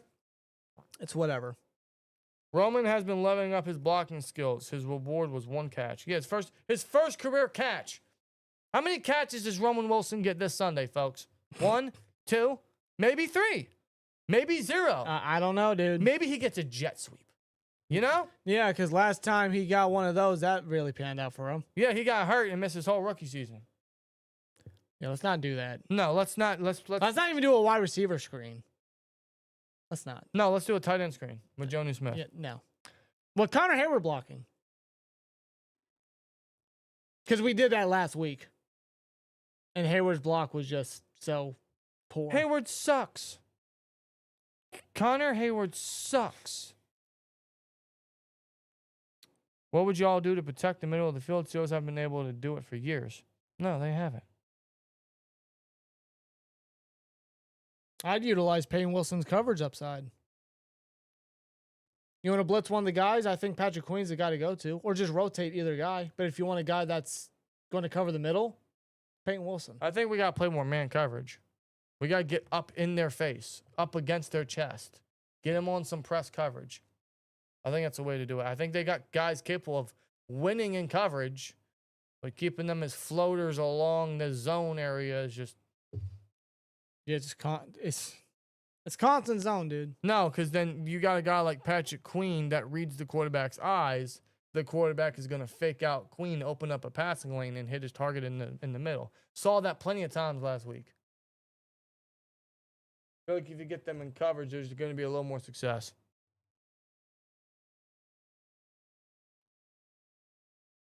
My boy. Really? What? Connor does suck. Connor kind of sucks. What does he do? What does Connor Hayward do? No offense, but what does he do? What quarterback do you think will fit the Steelers, and would you draft next year? Sellers. I think he's gonna have to sit. I don't see him as a day one starter. But Sellers, I think he's got a great ceiling. Newsmeyer out of LSU, I really like as well. Mateer is solid. I think he's small, but I think he's got good energy. I mean, those are some of my favorites so far. I'm not the biggest fan of Alar. Still early. It's still early. I don't think Arch is ready at all. No. He's going to have to return for his... I believe it's his junior year. No doubt in my mind he will. There's no way he doesn't return. I think it's very advised that Arch doesn't declare for the draft this year. He's not ready. He's not ready at all. In fact, not to take anything away from him, a lot of his really good plays, a lot of his stats is mostly against unranked teams or lower division schools. Well, since their first game, since they lost to Ohio State, yeah, they've faced lower ranked schools. But he can only do better. I mean, it's only what? His third, fourth start this Saturday. He's still very young. So he can only grow from here. This season at least, yeah. In fact, I mean, depending on how much progression he gets, if he's not ready after his junior, go back for his senior. He should probably do what Alara's doing and play every year. Yeah, Arch got plenty of time to work on his There's craft. no rush. No, there's not. There is no rush. No, there's no rush at all. And then maybe we can fantasize on Arch Manning being a Steeler in 2027. Right. I'm tired of these sit and wait quarterbacks. I need a day one starting quarterback in the draft. Well, I can't really tell you which day one starting quarterback is in this draft yet because, I mean, a lot of them haven't really shown too much first round pedigree yet. Still early. There's going to be a ton of quarterbacks that come out this year, and there's still a ton of college football left. But if these guys keep raising their stock, then perhaps they could be day one guys. But Personally, I don't hate the idea of sitting a quarterback. I think we need to endorse it more in the NFL. I think it does guys great favors. If you let them sit and get caught up with the speed and actually learn an NFL offense and work on the fundamentals, I think that does wonders for them. I think it could set them up for better success once they actually get onto the field. Yeah, they're going to go through their errors. They're going to go through their bads. It's trial and run, really, the whole rookie season. Unless, of course, you're like Ben or C.J. Stroud or Jaden Daniels last year. But even through all that, they find room to grow. They find ways to better themselves. But I think sitting quarterbacks in today's league is just going to set them up for better success. That way, when they get on the field, they have a better understanding than they would if you just inserted them immediately. That's just my opinion. No, I don't want Klubnik. No. Cade Klubnik from Clemson is not good. In fact, I think he, out of everyone, is really lowering his draft stock. No, he's had a very awful start. He's not looking good. He's not looking good at all. No. That's a hard pass on Cade Klubnik. No. Am I even saying his name right? I don't even know. But he's not good. Not good at all. Hard pass. Yeah, I agree. If Frymuth were ever to get traded, I'm cool with it. He's expendable. No, I'm not opposed to trading Muth. No. Yeah, he threw a beautiful pass to Frymuth, and that was very early into the game last week versus the Seahawks. I was like, how the hell do you drop that? 41-year-old rolling out the pocket, throws a dime, and you drop. How dare you? How dare Muth's you? always also had his fair share of drops. Yeah, he has. Remember the drop versus the Bengals? He's also a very soft tight end. Very soft tight. I mean, how do you play the tight end position and you're so soft? I don't understand it. I like Frymuth. I think he's a great character. I think he's a good leader for the locker room. It's just on the field, he's just a little inconsistent. Yeah. He's inconsistent. I remember coming out of Penn State, people calling him Baby Gronk. No. Whoa. No. Whoa. How many catches does DK have? Last week, he had, 3 for 20 yards? He has 7 on the season. 7. There you go. He has 7. If Peyton Manning was in his prime and on this team next year with his coaching, it doesn't matter. I wholeheartedly agree. I think you're only as good as coaching. Coaching can only take you so far, dude.